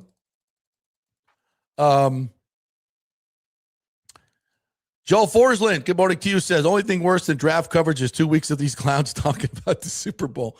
Timmy, have we mentioned the Super Bowl once? Not one piece of game analysis at this point has been discussed on this show. I'm so excited to watch the Super Bowl. It's going to be super fun. I love the whole thing. It's great. It's fantastic. We have so many more important things to talk about in this community. By the way, programming note, the former mayor, Bob Buckhorn, will be on our show tomorrow for an hour. He will be in the studio tomorrow for an hour from 10 to 11 tomorrow. And by the way, he's going to be the next mayor. So, and a former mayor and future mayor. He's pulling a Trump. Mayor, future mayor. Yeah, odds are that he's going to be the next mayor, and he will oversee basically the build. If we do all the things right here. So he's a very important person in this, obviously, and he's been in full support of this. And obviously, like everybody else, and I'll let him speak for himself tomorrow, we got to see the numbers. And and another caveat to this, and I said it yesterday, I'll say it again. We don't know what the final details look like. And until we do, we can't have but a final word on this. And if it's a boondoggle like the St. Pete deal was, I'm going to come out and tell you that. But all the things that we've seen so far, it's nothing of the sort. And again, remember this, Tropicana Field, that site right there, that real estate, okay, there's no doubt that we have 9 developers that have been chomping at the bit to get at that and pay big money to develop it, all right? Drew Park has been sitting there in a CRA for 20 years, as Ken Hagan said yesterday, and nobody has developed it. So don't come at me with, well, what about the property that we could have sold that? No, you couldn't. Unless you're building a baseball stadium there, it's not worth crap. So thank you to our new owners for choosing that site and making it worth something now. See, that's the thing. When you choose to bring the baseball team there, it brings development with it because people want to be part of it. Just like in Nationals Park in Washington, D.C., what they put in a horribly blighted area and is now blossomed around it. It's lower downtown, Lodo in Colorado, where Coors Field is. Same thing. Houston, same thing. Arlington, Texas Live. But I don't know if they built around it like they did. Yeah. That wasn't a blighted area, was it? I don't know. But yeah, they've built 3 stadiums, right? It was a housing. Yeah, it was a housing. It was from the 40s. It was a housing neighborhood from the 40s is what was there before. Yeah. All right, what else we got? Rick is in this morning. Said, thank God you're okay, Timmy. Welcome back. Now, when will your episode of Sex Sent Me to the ER prison purse extraction happen? Unfortunately, this was not sex involved, or trust me, that would have been the first thing I would have revealed here. Rick had another really funny comment that I'm sure you'll get to that I have to retort to when you get there. All right. You can put it up anytime you want, though. Feel free to jump right in. A Buck in 2020 says Kucherov had the worst 4-point game of all time. I think you're right. We were all laughing about that at the post-game show. It was like, did he end up with 4 points? I'm like, yeah. I'm like, wow, okay. Yeah. But he made the big plays. The way he facilitates everything that happens on the ice is pretty crazy. Yeah. I mean, you could here's something fun. And this is you can only do this when you're at the game, because obviously television restricts what you can see. Just watch Kucherov when he comes on the ice. And sometimes he touches the puck so much that he'll be part of everything because everybody knows everything goes through him. But just watch him. Don't watch anything else. Just watch the way he moves, the way he prepares himself to receive the puck, and already knows where everybody is and where he's going with the puck. It's pretty amazing. It's kind of a fun deal. Do that sometime. Not for the whole game, but for part of it. Bell says, glad you're okay, Tim. And yes, many people do have relatively normal high blood pressure all the time. They need to be honest about that. Many people have that and could just be that's what you're normal. Yeah. This is something I've been reading about. Especially depending on your diet. Cholesterol, high blood pressure, all these things, everybody's different in their body. You know, this idea that one size fits all for all medical questions is really kind of silly. And when you talk to doctors, I'm not a doctor, obviously, but I've learned by reading that this is true. Some people's normal levels are just higher. And when they give you drugs to take you to this artificial, and a lot of these, quote, normal things are deemed normal by who? Big Pharma. So, so they can sell you statins to get it down to what's normal. And I think it's smart for you to, talk to your doctor and say, is it more risk being on some of these drugs that have tons of side effects, or we just managing it in other ways, or it being okay? How do you feel? How do you feel when your blood pressure is at 150? You feel okay, right? Yeah. So to some that may, oh God, you got to get that down. And then they go take all these statins that do a lot of worse things to you. Yeah, because trust me, statins have side effects. I've tried a bunch of different ones, and none of them are good for me. The comment I was talking to was from Richie, not Rick. My apologies, Richie. And it's a $20 super chat.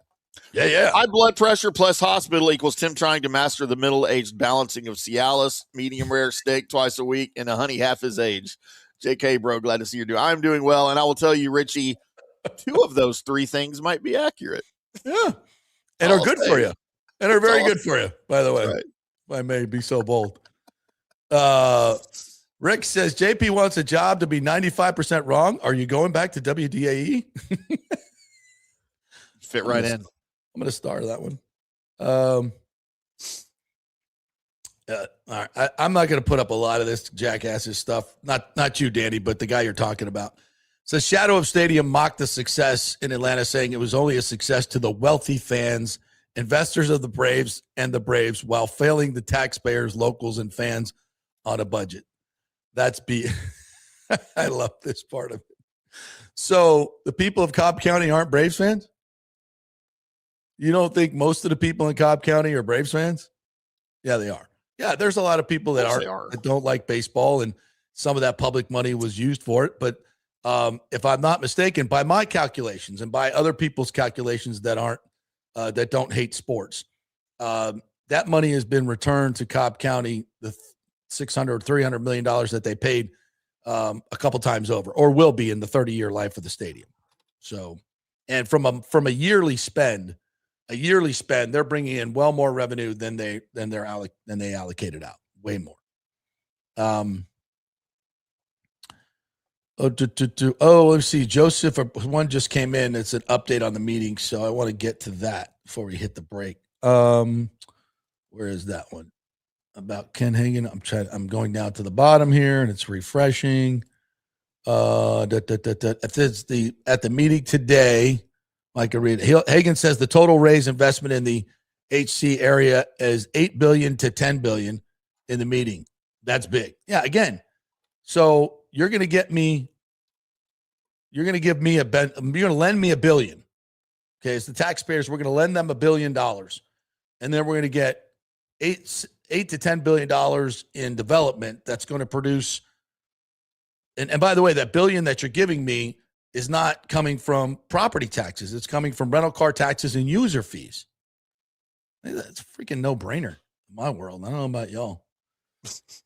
Sorry. We got so many comments coming in. All right. Here's some Buck stuff. Never had a chance. Said Todd has been here 7 seasons and the defense sucks at covering the pass every year. Truth. He also said 3rd and 28 screams new Mike knows Todd's defense sucks. Yep. King Cook says Buckin facts. He went from all those trash quarterbacks to Brady, where he got a taste of the high life and accuracy, back down to Baker, was consistently inaccurate. That's the frustration I see too. Listen, Baker was extremely accurate this year until he got hurt with oblique knee injury, oblique injury, shoulder injury. To say Baker was inaccurate, I think you'd have to go look at the 2.5 years before the last half of this season with the 71% completion percentage. That's pretty accurate. Now, was he as accurate as Brady, the greatest to ever do it? No.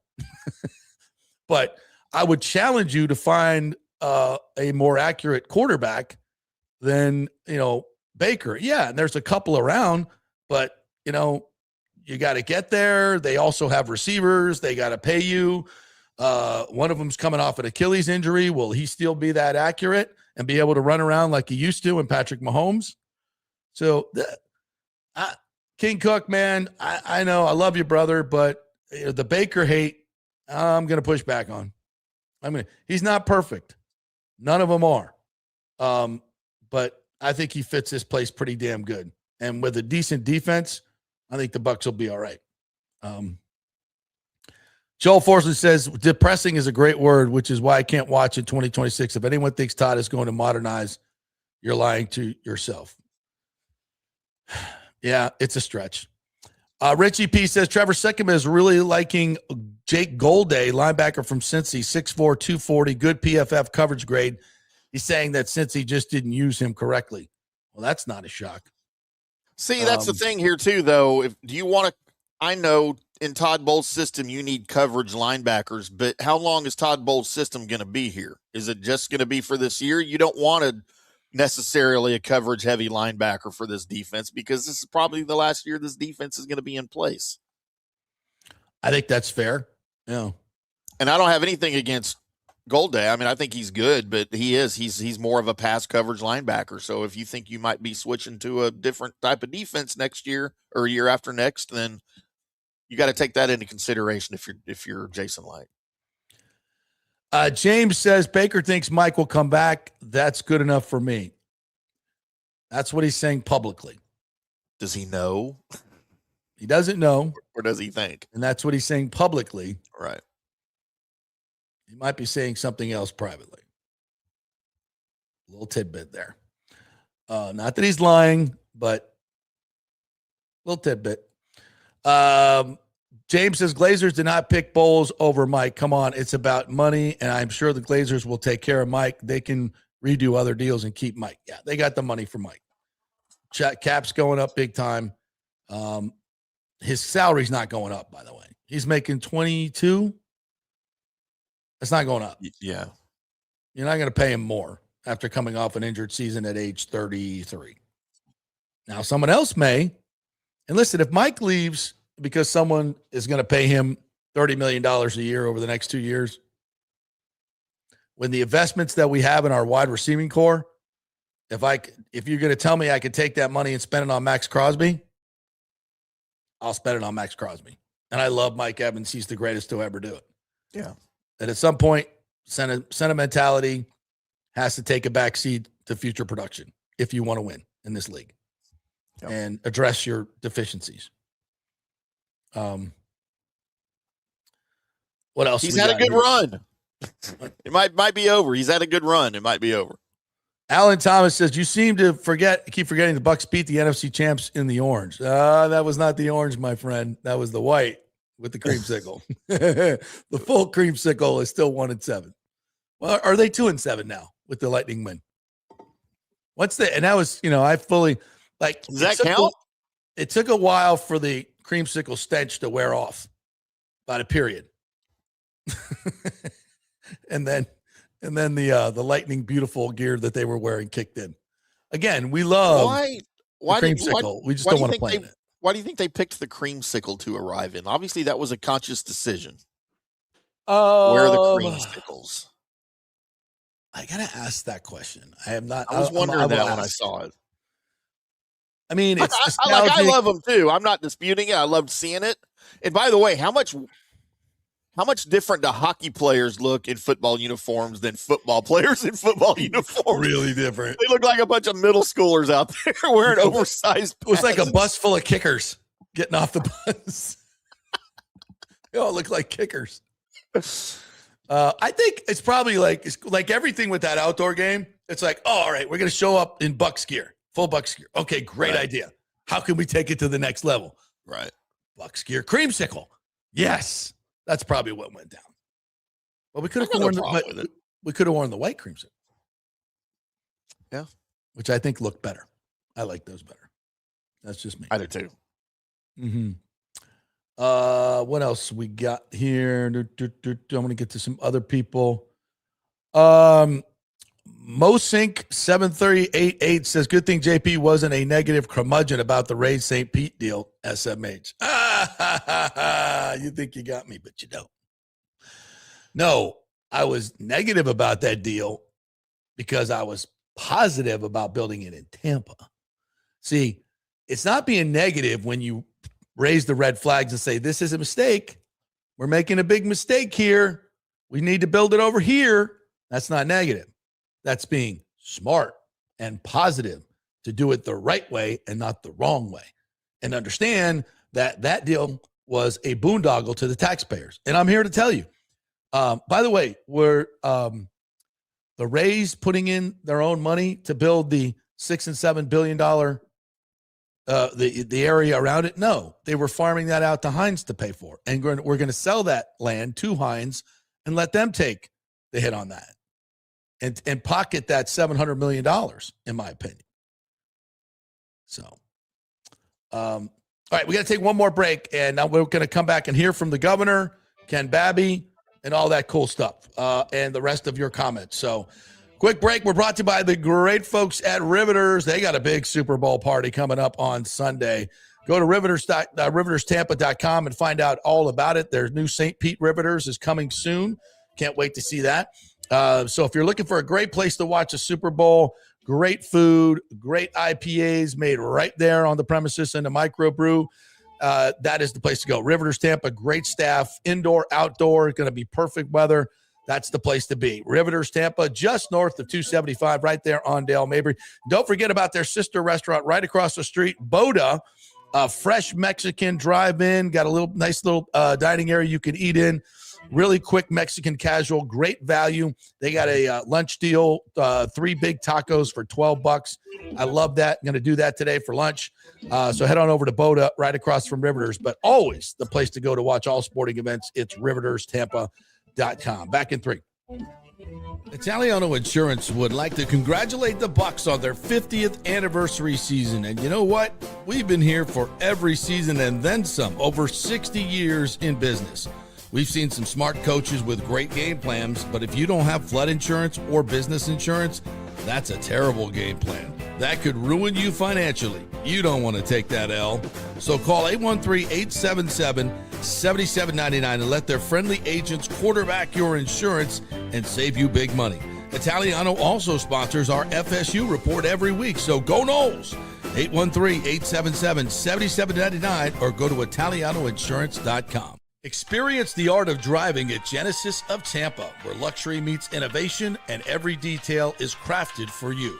From the bold G70 to the refined GV80, Genesis delivers power, elegance, and technology years ahead of its time. Book service online, and our Genesis Experience Advisors will pick you up and drop off your vehicle. If available, you can enjoy a courtesy car while yours gets a complimentary interior vacuum plus a generous offer for your trade. Every new Genesis comes with the Miracle Advantage Plan, 10 years or 250,000 miles of powertrain warranty and 4 years of complimentary maintenance. Visit us at 801 East Bears Avenue or online at genesisoftampa.com. Genesis of Tampa, luxury redefined. Sports fans, it's time to gear up. Head to fanstreamsports.com and check out our brand new merchandise store. We're talking bold t-shirts, 3/4 zips, hoodies, hats, mugs, and more. Everything you need to rep your favorite shows and your favorite crew. Whether you're rolling with the JP Peterson Show in Tampa Bay, From the Rough in Dallas, the Timm May Show featuring Clay Hall, or the Jeff Thidoff Show in Ohio, or any of our FanStream Sports original programming, we've got the perfect look for game day and every day. So don't wait. fanstreamsports.com. Click merch and grab your gear now. Wear the stream, live the stream, fanstreamsports.com. Hey, kick off the new year by impressing her with a real diamond, a natural diamond from Golden Diamond Source. Don't start with a fake diamond, guys. That's a really, really bad idea. And if you're ready to pop the question, find the perfect engagement ring at the Golden Diamond Source, just like I did, just like Nick did. It is the best selection, the best staff, the best everything. And discover the new Emily collection by Emily Johnson Weintraub, a sleek and modern jewelry line that makes everyday gifts absolutely extraordinary. And by the way, gold prices have never been higher, so turn that old unused gold into cash or a stunning new piece. Just take it on down to the Golden Diamond Source and trade it in. Lots to get done at the Golden Diamond Source this new year. Start with an engagement ring from the greatest, the Golden Diamond Source. 3800 Alberton Road, always online at the Golden Diamond Source. It's the love you give only at Golden Diamond Source. JP here for Riveters, our new official sports bar and grill of the JP Peterson Show. And just like our show, no BS, no corporate chain feel, just amazing, authentic folks serving great comfort food in a casual atmosphere at unheard of prices. Riveters is located just south of Raymond James and Steinbrenner Field on Dale Mabry, walking distance to the park, so free parking, great place for pregame and postgame. Let's talk about fresh food. Nothing is frozen. Burgers, wings, prime rib, roasted fresh daily, never frozen. That makes a huge difference. The mahi, the salmon, also super fresh. All our sauces are original recipes made in-house. Our Warhawk chili and fully loaded potato soup is made fresh in-house. It's the best food anywhere, served by people who actually care. Riveters on Dale Mabry, just north of 275, just south of where the Bucks and Rays play. We'll see you there. Hey folks, Rays baseball and the summer heat will be here before you know it. So don't let your AC unit strike out and cost you hundreds or thousands for an emergency repair. Get a 1-year maintenance plan from Third Generation Plumbing and AC for just $169. Though will come out twice a year and service your unit. Clean the drain line, make sure it's running to peak efficiency. If you need an emergency repair, it's going to cost you hundreds, if not thousands more. It's a no-brainer, guys. Just call the great friendly folks at Third Generation. They work with American Standard Heating and Cooling to ensure you have the most efficient and durable units. Their split systems offer the highest efficiency available while reducing energy bills and maximizing comfort. So choose my guys, John Rodriguez and PJ, at Third Generation, along with American Standard Heating and Cooling. Don't wait for the emergency that'll cost you thousands. Call Third Generation Plumbing and American Standard. 813-961-8024. That's 813-961-8024 or thirdgenerationplumbing.com. Let's go. Right now. Back to the show on FanStream Sports. All right, welcome back to the JP Peterson Show here as we roll on. Big thanks to our great sponsors, Genesis of Tampa, doing great things in the community. Last month, they were giving away a portion of all sales to USF Women's Soccer. They're a big supporter of women's sports. And by the way, if you want to get a great car at a fantastic price, which is kind of what it's all about when you go buy a car, no better place than Genesis of Tampa. They the value of these cars is absolutely incredible. I invite you to go check it out at the website and then go on down there and take a test drive. It's always something fun going on down there, giving stuff away. Heard them talking here in the building today about what they're doing. I'll get all the details and pass it on to you, but just trust me, it's always a cool experience to head over there. Tell them JP sent you. Even if you're not going to buy a car, take a test drive and see what it's all about. You might be surprised how nice these cars are and the great value that you get at Genesis of Tampa, another one of our great local sponsors. Thank you very much. Hey, real quick, right. JP, before you jump in, want to bring the room down just a minute. I would like to ask everybody to think the good thought for our very own Jeff Thidoff, whose mother passed away last night, as I became aware of during the break. Prayers out to you, Thidoff. Yep. Good man. And I don't know if you heard it, Timmy, but Big O's mom passed as well this past week, and he's lost his mom and his dad in the last 4 months, I think it is. So, Lord.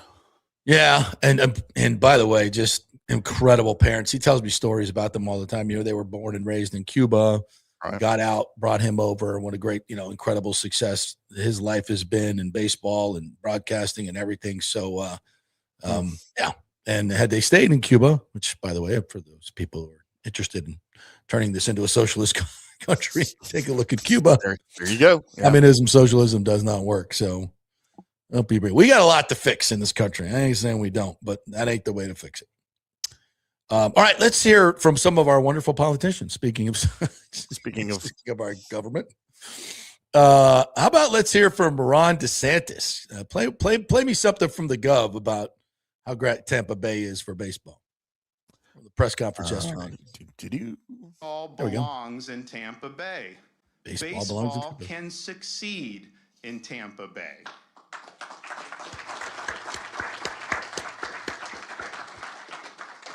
And so we're here with to say that the state is going to be supporting this proposal to use this HCC location to be the site of the new stadium. And part of it is, and we'll have President Atwater come up and speak about what it means to HCC. I think it has, huge upside for HCC about what could possibly happen in this area. But I also think the Rays leadership, they have really thought hard about what you need to succeed in this day and age. And the reality is, I'm a baseball purist. I think people should just want to come watch baseball. But the reality is you do need other things to draw people. You see what they did in Atlanta to have the shops and the restaurants and the hotels to really make it a place where people want to be, even if they're not diehard baseball fans. And that vision is very compelling. And it's been a vision that has been created in part by studying some of the things that have happened around the country, what has worked, what's not worked. And so I was very impressed to see how they're thinking about that. That's just what you need to do. Now, it also love that, recognizing the fact that you got to do something more for baseball. It is what it is. Yeah. And that's why, go around the nation. It's exactly what these guys have done and seeing what works and what's the best of the best. And man, I would like to see some appreciation for them instead of all the negativity about them soaking the taxpayers. Like, God, if I were them, I'd be kind of pissed, to be honest with you. Mm-hmm. The negativity is just off the charts. And I know it comes from the local media. And that's why we're trying to give it a little bit of balance here. And by the way, the Tampa Bay Times wrote a huge article when we broke the story that was going to be the site.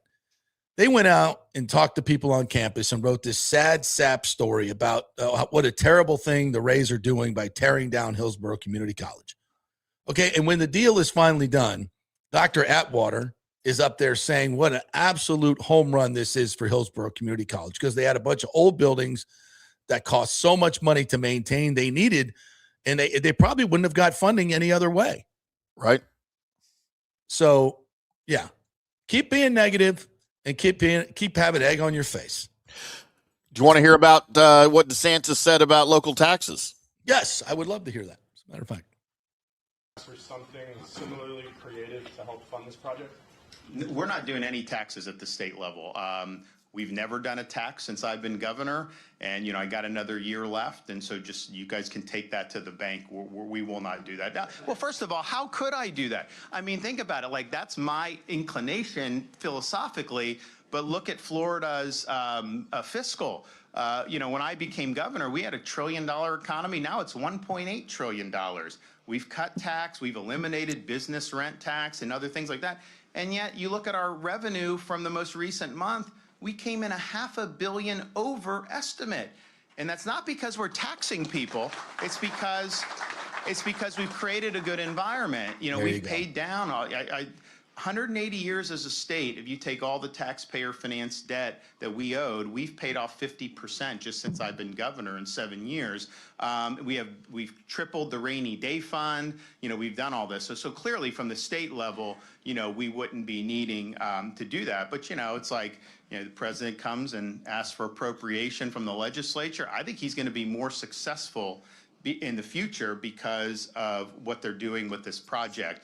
And so I think their potential, goes up, dramatically as a result of that. And, that'd be, how those appropriations come. I mean, I've been very generous to our universities, and Kyle Weatherford knows that. I mean, so the USF, which is good, and I'm happy to do it. I've been supportive across the board. And we brag about we're the top-rated public university system in America, and it's true, we have been for a number of years. But our state college system is ranked usually number one, but certainly very high. And oftentimes they're doing programs that may be even a little more applicable to people's ability to earn an income and to be successful when they get out of school. So I've been a big supporter of it. We've done a lot of different things. But I think this is the type of thing, like when people see a compelling vision, if you're a legislator and you see this as something where you can kind of help, rather than rehab an old building, let's reimagine. I think you're going to get a lot of support. Boom. See, there it is. It's like you can look at it from a simple standpoint. Oh, we're just going to use the taxes. No, you're creating revenue that is then taxed. Okay, you're people coming into rental cars. If the state kicks in a huge part of it, it will be a rental car tax that is placed. Okay, you say, well, that's a tax on me. Really? Are you going to the airport and renting a car? If you live here, probably not.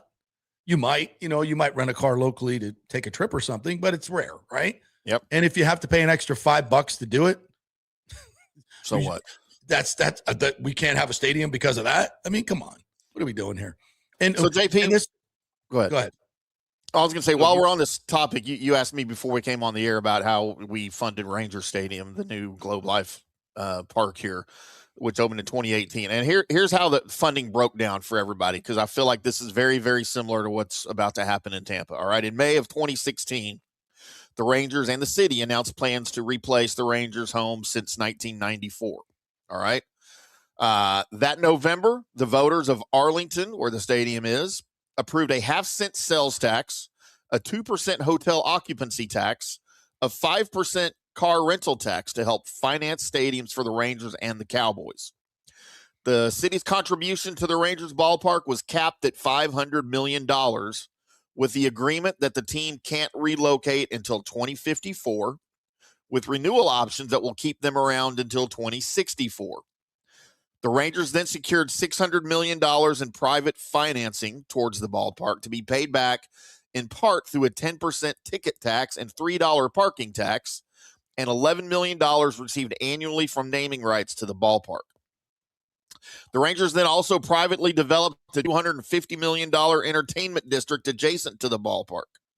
Mm-hmm. All right. Now, here's another workaround. The Rangers donated a parking lot to the city of Arlington so the city could lease it back to them for $10, allowing the team to avoid paying property taxes and shove maintenance costs to the city. Yeah. So there's workarounds for all of this. Yeah. It doesn't hurt the rest. And you know what? The people, this, like I said, we've built 3 stadiums now in 40 years, and it's all in the city of Arlington, and the citizens love it every single time because it does nothing but grow the city. Do they complain about sewer systems and education that's not being funded because they spend it on stadiums? No, you know why? Because the Arlington's educational system is one of the best in the state. Mm-hmm. Even because with 3 stadiums.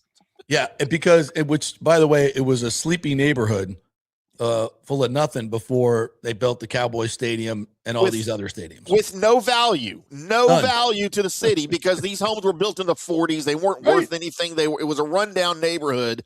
And then the Rangers and then later the Cowboys came in and redeveloped all of this. And I don't want to hear about the people who lost their homes. Trust me, they were compensated very nicely for their property when Jerry Jones came in and did this. So it's good for the city. And if, for people who continue to not understand that, you are not listening or you don't want to listen to the facts. Yeah, that's the only story. Exactly. And there are going to be people like that. All right, I want to hear from Babby. I want to hear from Ken Babby, Ray's CEO. In the coming days, you'll see the first renderings of our new development and ballpark, the new forever home of the Tampa Bay Rays that will serve as a catalyst for this new community. It's a bold vision and one that belongs and befits to this opportunity. Oh, I thought there was more to it, but apparently not. Yeah, a catalyst, a bold vision. Yeah. Again, Drew Park is worthless without this group saying we're going to put our baseball stadium there. I mean, you're not going to get any tax revenue. It won't exist. Now you're lending $1 billion, so they'll put $6 or $7 billion in to build all this out that clearly benefits the community in unmeasurable, lots of different ways, and jobs and building, construction costs and everybody that's going to make money off the construction of it and then the use of it. And then people have to work there.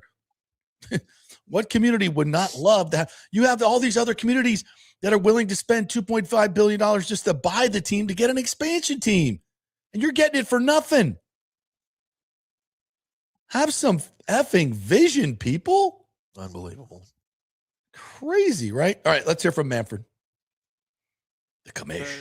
Key to the economic success of most franchises is a partnership between the community, the local government, and the team. And I really do believe that there is a great opportunity for this new ownership group to come together with local government, the college, and form the kind of partnership that can make the Rays durable and successful here in the Tampa Bay region. So today's an important day. It's a milestone along a path that I believe will lead to the Tampa Bay Rays being a part of this community for decades to come. So, and in closing, look, you've got the commissioner, babe. I know a lot of people, I just don't see how this gets done. And DeSantis, it's just, there's too much money. Yeah, there's a lot of money to be made. There's a lot of money. You got to spend money to make money. Money motivates. Yeah. And these, again, if the Rays could pick one of 6 cities to go to do this in, but they've picked Tampa Bay because we've invested in this team and they've built a fan base over 30 years. So let's not screw up this opportunity. And I'm just saying, if you're negative, I think you're very narrow-minded when it comes to the bigger picture here. And just looking at it, and I heard Charlie Miranda on Channel 28 last night, and we love Charlie, but he's just going to be that guy. I don't want to give billionaires tax money so they can make more billions of dollars. It's such a myopic, narrow-minded view. And nothing would ever be built, Charlie, in your beautiful city of Tampa Bay if that was the view, because that's not the way it works anymore. Public-private partnerships are the way to go. And if your city doesn't do it, 10 other cities are waiting in line. Why do you think they're all waiting in line? Because it brings money, it brings capital, it brings tax revenue, and it enhances the place that your constituents live. So stop being such a curmudgeon, Charlie. And I know you're going to vote no. You'll vote no. I'm not going to change your mind. But people that are listening to you, I think you just need to have a little broader vision. That's it. Yeah. We love you. We just disagree on this. That's all. All right. So tomorrow we'll have Bob Buckhorn sitting right next to me, and we will be chatting about the future. At least, and I'm here to tell you, this is not some guy that wants to start throwing money at billionaires to come to his city. He knows he's got a lot of different challenges that are on the table, but he also understands what this brings and how positive it can be for the city and how they can create revenue for the city. And that's what they're looking at. And that's why people are so excited about it. The smart ones. Yeah. All right. Sorry we didn't get to every comment. We have 2 hours, and gosh, I really appreciate you guys jumping in, and everybody reads them, so it's cool. Yep. And so it's not going to waste. So please keep it coming. Just because we don't get to read every one of them every day, I apologize. So tomorrow, the mayor, Bob Buckhorn, will be here. So please join us at 10 to 11. Get your questions in, and we'll do a question and answer session for him in the final 15 minutes. What your questions are, or 30 minutes. We'll see how it goes. Have a great day, everybody. Timmy, great to have you back, my man. Really appreciate you. Appreciate all you Petermans. We will see you tomorrow. Have a great day, everybody.